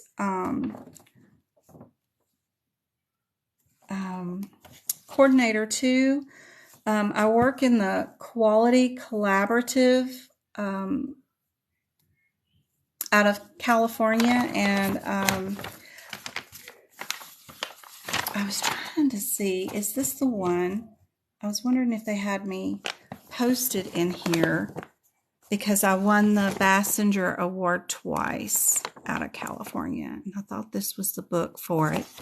But at our agenda, we had, anyway, I thought it was on here. But of course I can't find it, but I'll find it one of the next ones. But anyway, I do the IHA stakeholders meeting, and I'm responsible for my group's HEDIS measures for my commercial and Medicare members, and do a lot there. And I've won the Bassinger Award twice out of California, which is super cool because they only give one medical group that award each year. It's pretty cool. They give it out at lunchtime during the award ceremony at lunchtime. So it's pretty cool. But they didn't say the Bassinger Award there. But anyway, I do a lot. I also contract work with home health agencies in Nevada and Arizona. where they have CHAPS audits every year, and some places cannot pass their CHAPS audits. I'll come in, do corrective actions, and write up their corrective actions and do the nurse training of their facilities to get them back into compliance so that they can pass their CHAPS audit. So do quite a bit. Yep, my lives are Monday, Wednesday, Fridays for 2 hours, 6:30 Arizona time zone, not Mountain Standard Time zone, because Arizona does not follow any time zones. We don't fall forward. We don't go backwards. We're our own little thing. Right now it is 8:44 p.m. in Arizona, so that'll tell you about the time zone differences here. And it's pretty cool. I like, and you know, I got into all these positions because I just volunteer, not scared to go Google something or do something that nobody else wants to do. You know, it started out with PQRI audits that they were starting to do to capture off claims. You know, a patient's blood pressure, you could put it as a claim number, a category 2 code. And nobody wanted to deal with it or train the physicians on it. Well, I'll do it. And then that got me out of clinical work and watching my patients die on me, or couldn't get a referral or an authorization, or couldn't return all their phone calls during the day, or couldn't hold the hands or their family members. And you know, after 20 years of working that, it gets to your heart and soul that you can't do enough. You can't fix everything. So I started volunteering for things to see if I could help out in other ways, and it just got me to where I am now. So not being afraid and volunteering for things. I do miss patient care. I miss my patients, but I'm happier now because I make sure they get their measurements done. They get their mammograms, they get their colonoscopies. They don't get overused utilization of antibiotics, that they get treated with the proper guidelines and as a population as a whole. So that works out great. You know, I'm taking care of more people this way than one individual at a time per day. So I try to rationale it that way anyway. Just Google volunteer. You know, I've even worked part-time contract work with EHRs that are building EHRs for medical practices. They need people that can code. They need people to audit their systems to see if you can not find the proper CPT code or their description, because they will take this CPT description and not put all of it inside the EHR. They'll only put part of it. And, you know, these are just IT tech guys. They don't know anything about medicine. And you can go in there and say, hey, no, we don't need the J3301 as an injection of trisimilone, because 00 is also trisimilone. What I need in the EHR is this one is Kenalog and the other one is the trisimilone. You can fix the EHRs by being a coder, by working for one of them. It's a great position. It's fun to do. Plus, they're always having prizes and contests for their employees. It's always fun to work with the IT company because they're just a bunch of guys and they love to have fun. You know how guys are. They work hard, but they play hard too. So I don't know. IT groups are always fun to work with. I just find them funny. Walker's been working as a clinical validation work comp nurse for years. Clinical validation auditor, RN. That's awesome. Good work. Absolutely. Cool work to be in. At least she's validating that records are done correctly. Hunting down information is very difficult sometimes because some of them patients will use the VA or other means to get mammograms, maybe a health fair or other things, and they're trying to capture or validate information. And some places they go in and the front desk staff will ask, what's your name? And they'll say Jim Jones. Well, really his name is James Jones, but his insurance calls him Samuel James Jones. And they don't put in what the insurance card says. Well, then if they don't do that, then the claim doesn't go to the match to the right member ID number, and then their records don't get validated. It's a whole nightmare. So everything starts with your front desk staff, number one. And then I had, even my own date of birth was wrong with my health plan through an employer one time. It was always the 17th instead of the 14th. And forever, I had to always remember to put it as the 17th on medical records, or nothing would go through correctly because I couldn't get it changed at the health plan level. Even working in the field, I couldn't get it done. So there's so much that can go wrong. If your front desk staff keys a 7 instead of a 3, or a 3 instead of a 7, it messes up everything. So validating records is a tedious job, but it's great because especially if you are good at puzzles and solving puzzles, then you'll love validation. Absolutely. I know, Twinkle, I'm just talking up a storm tonight, ain't I?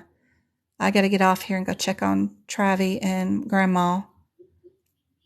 Pay range can vary by region. I mean, you're not going to get the same pay rate in Mississippi and Arkansas as you are in California.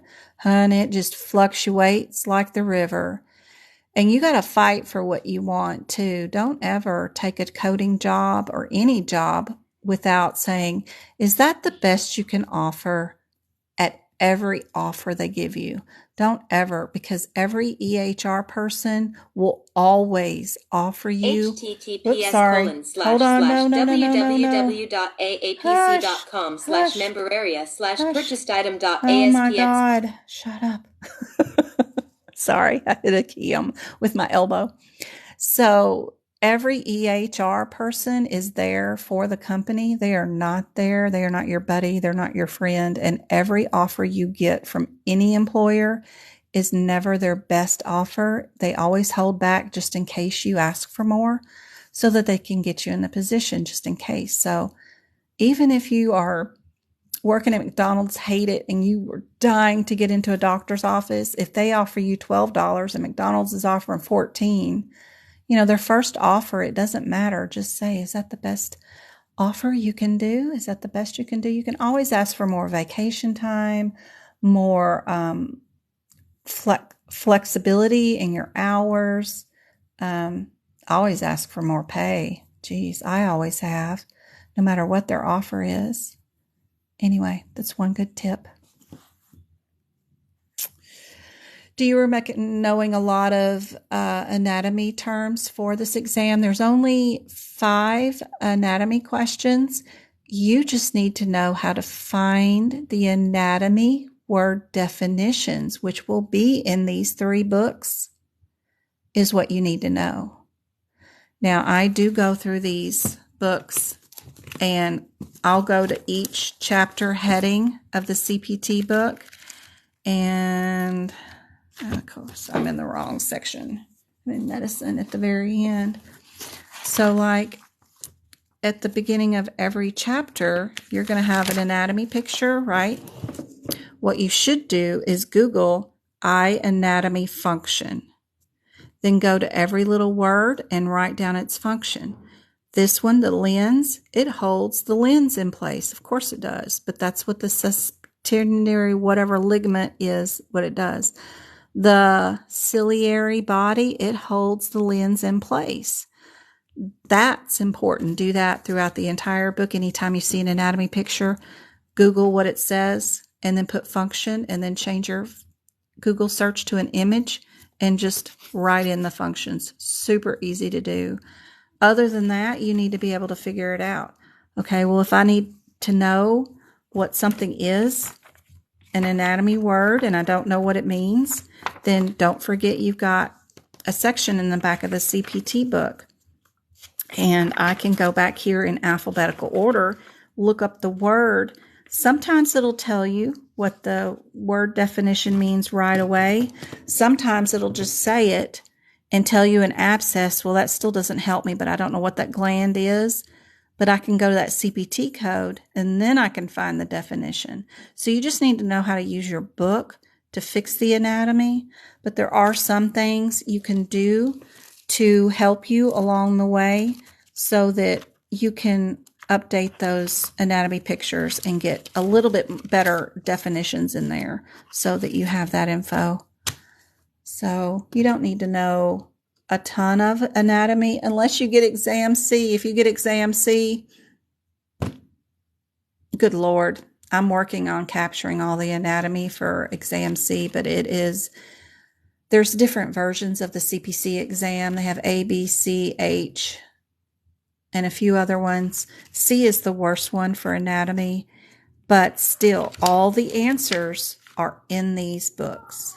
They're in here. You just need to know how to find them. But it's just a very high caliber vocabulary for that exam C. So, do you recommend knowing a lot? Okay, I did that one. And I'm trying to figure out if I want to be a coder or a biller or an LPN. I think with a coder, you have more free range of job opportunities. Like you can work for Amazon as a coder right now from home because they need people to code for their pharmacy line. As a biller, you're pretty much stuck doing billing, and you could manage a billing company or you could bill privately. But if you want to move up or change your atmosphere, like working for an IT group, helping build EHRs, if you want to work for an ambulance company or only to bill helicopter life flights, you could do that, or you could do surgeries or hospitals or just small family practices. There's just a wide range, or you could go into coding, auditing, risk adjustment. There's a lot of things you can do with the CPC that you can't do with the biller thing. So it depends on where you are in your life and where you want to see your career. If you've got 20 or 30 more years of work to do, then be CPC because you never know where you can be. But if you are in your twilights, like me, you're 50 and don't want to learn nothing new, and you want to work at one place and just do this one thing for the next 10 more years, and then you're going to retire, do biller, So it's just my advice anyway. My clinical validation department is where offshored and outsourced India coders, well, they'll be back. My even own California decided to get rid of all their billers and bill everything India. That lasted about 15 months. Then we hired every single employee back and even the department head and put them back in the office. And it was just a nightmare. It was a nightmare. But let me tell you, a coder in Dubai right now that's American English speaking, $100 an hour. You want to go move offshore and live in Dubai and teach or help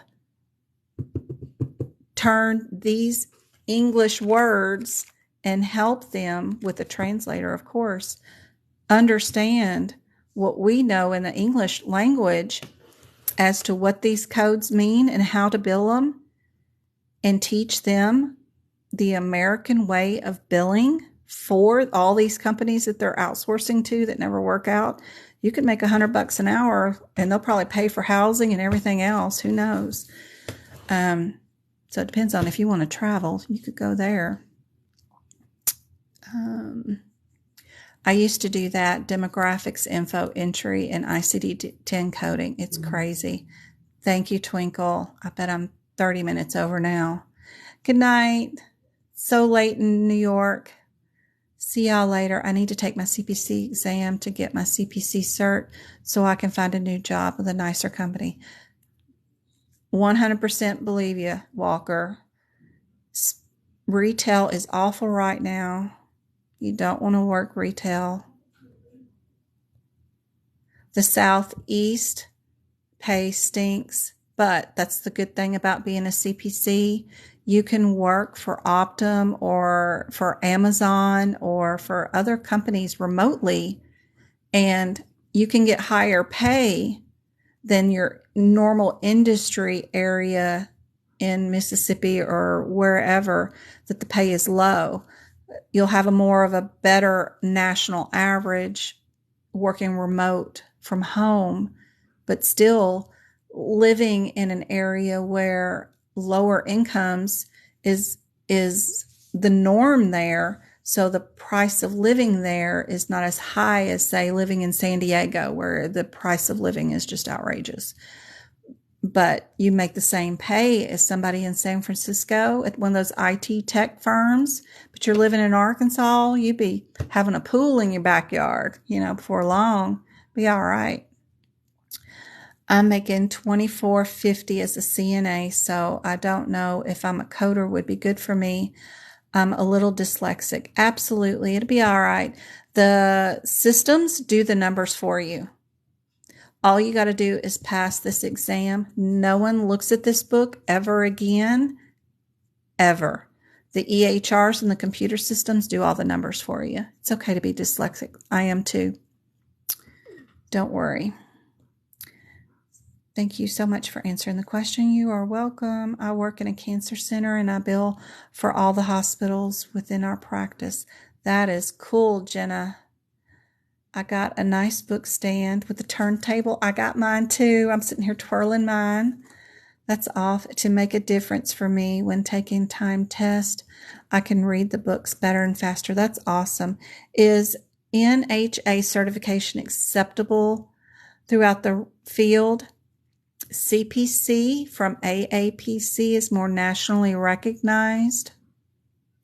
Just do a Google search or Indeed search for NHA and then do a search for CPC. You'll see what the total differences are in the total amount of search volumes you'll get for both.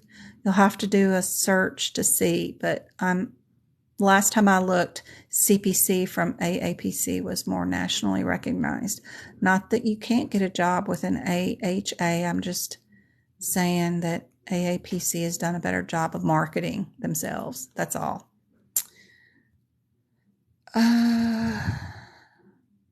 Biller working with radiation department. Oh, you be doing good with some of those chemotherapy codes.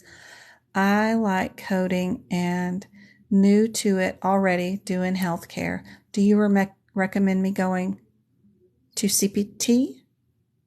I don't understand, Mimi. I like coding and new to it already doing healthcare. Do you recommend doing CPT? If you're in the healthcare industry as a CNA, a medical assistant, an RN, an LVN, heck yeah, no matter what, I recommend you doing CPC. It's just a great way to put some initials at the end of your name. You don't need any college or schooling to get the initials, and it will always increase your pay rate to have initials no matter what. What was the place or link you mentioned to find hip picks cheap? Anything. So, oh Lord, hold on. My poor phone, y'all. My poor phone. Come on. Okay, that ain't gonna work. There we go. So, McCary's a cool site.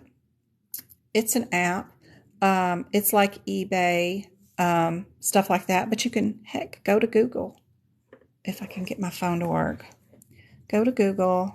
You can go, come on, phone. Okay, phone is just, that front screen is just toast.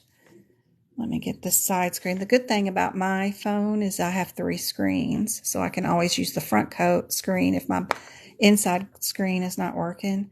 I can go here, and I can go here, and I can go to Hit Picks, AAPC book, and I can just hit Google, go. Now hit shopping in Google, and then you can go through here and find one that's cheaper. So some of them will be bookstores AAPC is selling theirs for plus $54 delivery. Ridiculous prices. Terrible. There'll be some bookstores that will have them for sale cheaper. $34 on Able Books bookstore with free delivery. And that's a good one. You can use this one all the way up until December 31st of 2022. So $34. Free delivery, be here Wednesday if I ordered it right there. Anything. So that's a good bookstore. I've used them before too. Just Google. Google works fine. Also in our Discord group, guys. Ooh, what was that? $50. You get the hit picks and the CPT book. Oh, cool. In our Discord group, where's Discord? Do I have Discord on my front screen? Not yet. I need to. Discord. One of my rooms in here are people selling their books. So you can do it without site fees, like eBay and McCary will have site fees. Y'all can negotiate and do your own wheeling and dealing right here. But some people in here are selling books too. So anyway, you can go through my website. McCary's a cool app. I've never had any trouble out of any buying or selling on McCary. I like it because they have less fees than other places, but you can also sell on their website, which is great. Look at my total that I've sold on the website. I love McCary. The customers have 3 days to like it or not like it, and then they can get a refund or whatever. But after 3 days, the deal is done and we both move on with our lives. That's over like 2.5 years, so don't think I did that this year. I have not been on the site selling anything this year, but I use this site to pay for summer vacations and for my car tags on my car. You know, it comes up every year and you don't plan for it and save for it. And Arizona charges you based off the value of your car. So it's like $500 every year. It's not one flat fee. It's a pain in the butt. Anyway, that's what I use McCary for. My oldest son sells on it too. And like if I go here, do I have, let me see. Where's my likes? Where's my likes on it? I'll show you what he sells. That'll be his. I even get my little kids, Travis and James. They have their own sell sites too. There's my oldest. He sells on here. Just gaming, electronic stuff. And 3 days and you're done. You don't have this 60-day, 90-day returns and all that stuff, which is a headache for eBay and Amazon stores. But it's great. Even your kids could sell their Legos and stuff and start their own junior high. They could start doing their own website here, and it's just a phone app, and it's super safe. I've used it for years and years, and McCary will back you up as a seller if you're getting scammed, or they'll also back up you if you're a buyer. So they do a great job of weeding out bad people. But anyway, I've never had any trouble in the 3 years I've had this app. I've bought things, sold things, never had any trouble, but a lot less fees. And you don't have to deal with PayPal fees. They just direct deposit into your checking account, which is wonderful. But anyway, McCary you can look, eBay you can look, Amazon you can look, your local Goodwill stores will have versions, but I don't know about AAPC versions, but you can still go into Goodwill and get copies there too. So I love McCary.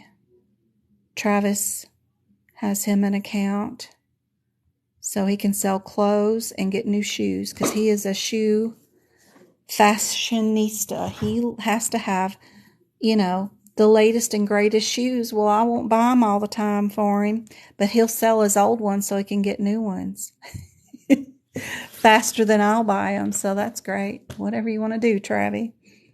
Yep, McCary. it's just an app. It's an app on the phone. So you go to your app store. Even if you have Apple, you can do McCary. And the customers have 3 days. People will buy used socks on that thing. They don't care. They're making puppets out of them. Or it doesn't matter if they have holes in them. It doesn't matter. Used toilet paper rolls. They love those things for crafters and people. You'd be surprised. Go through your closets and you can find enough stuff to sell. Used markers. They'll buy anything. I swear to Bob. You just tell them how crappy it is and show the pictures of the holes in the socks and how used it is. They will still buy it. There's somebody out there that likes whatever you like and will buy it or has some use for it. It doesn't matter. All those Christmas presents that of the lotions or things that aren't your flavor, they will buy them. Make the customer pay for shipping and you don't have to do anything. The UPS store will print out your shipping label. You don't even need a printer. You just go there with your McCary app. They'll barcode it and print out the shipping label. They make it so easy for you. Anyway, God almighty, I'm getting a headache. I'm going to go eat some dinner and give it up for tonight. Next live will be on Friday night. And people are trying to get me to do a workshop just to go over what has been on the exam the last 45 days. I'm thinking about adding another workshop just for that if there's enough interest in it. If y'all want me to hang around for 3 hours and just talk about that document, show you the codes, what notes to make, what questions go along with some of those codes, whatever advice I've got about what's been on the exam the last 45 days. I don't know. Y'all are welcome. Cashmere, you stayed the whole time. Reduce, reuse, recycle. I'm telling you, they will buy used socks. I swear to Bob. Doesn't matter. You just tell them how crappy it is. They don't care as long as they know ahead of time. You know, they don't want to get something that's crappy and not be told. Just tell them how crappy it is. Somebody out there will buy it. Promise. All right, guys. I scheduled my exam for September. Yes, Jenna, that's great. And you are going to pass in September then, right?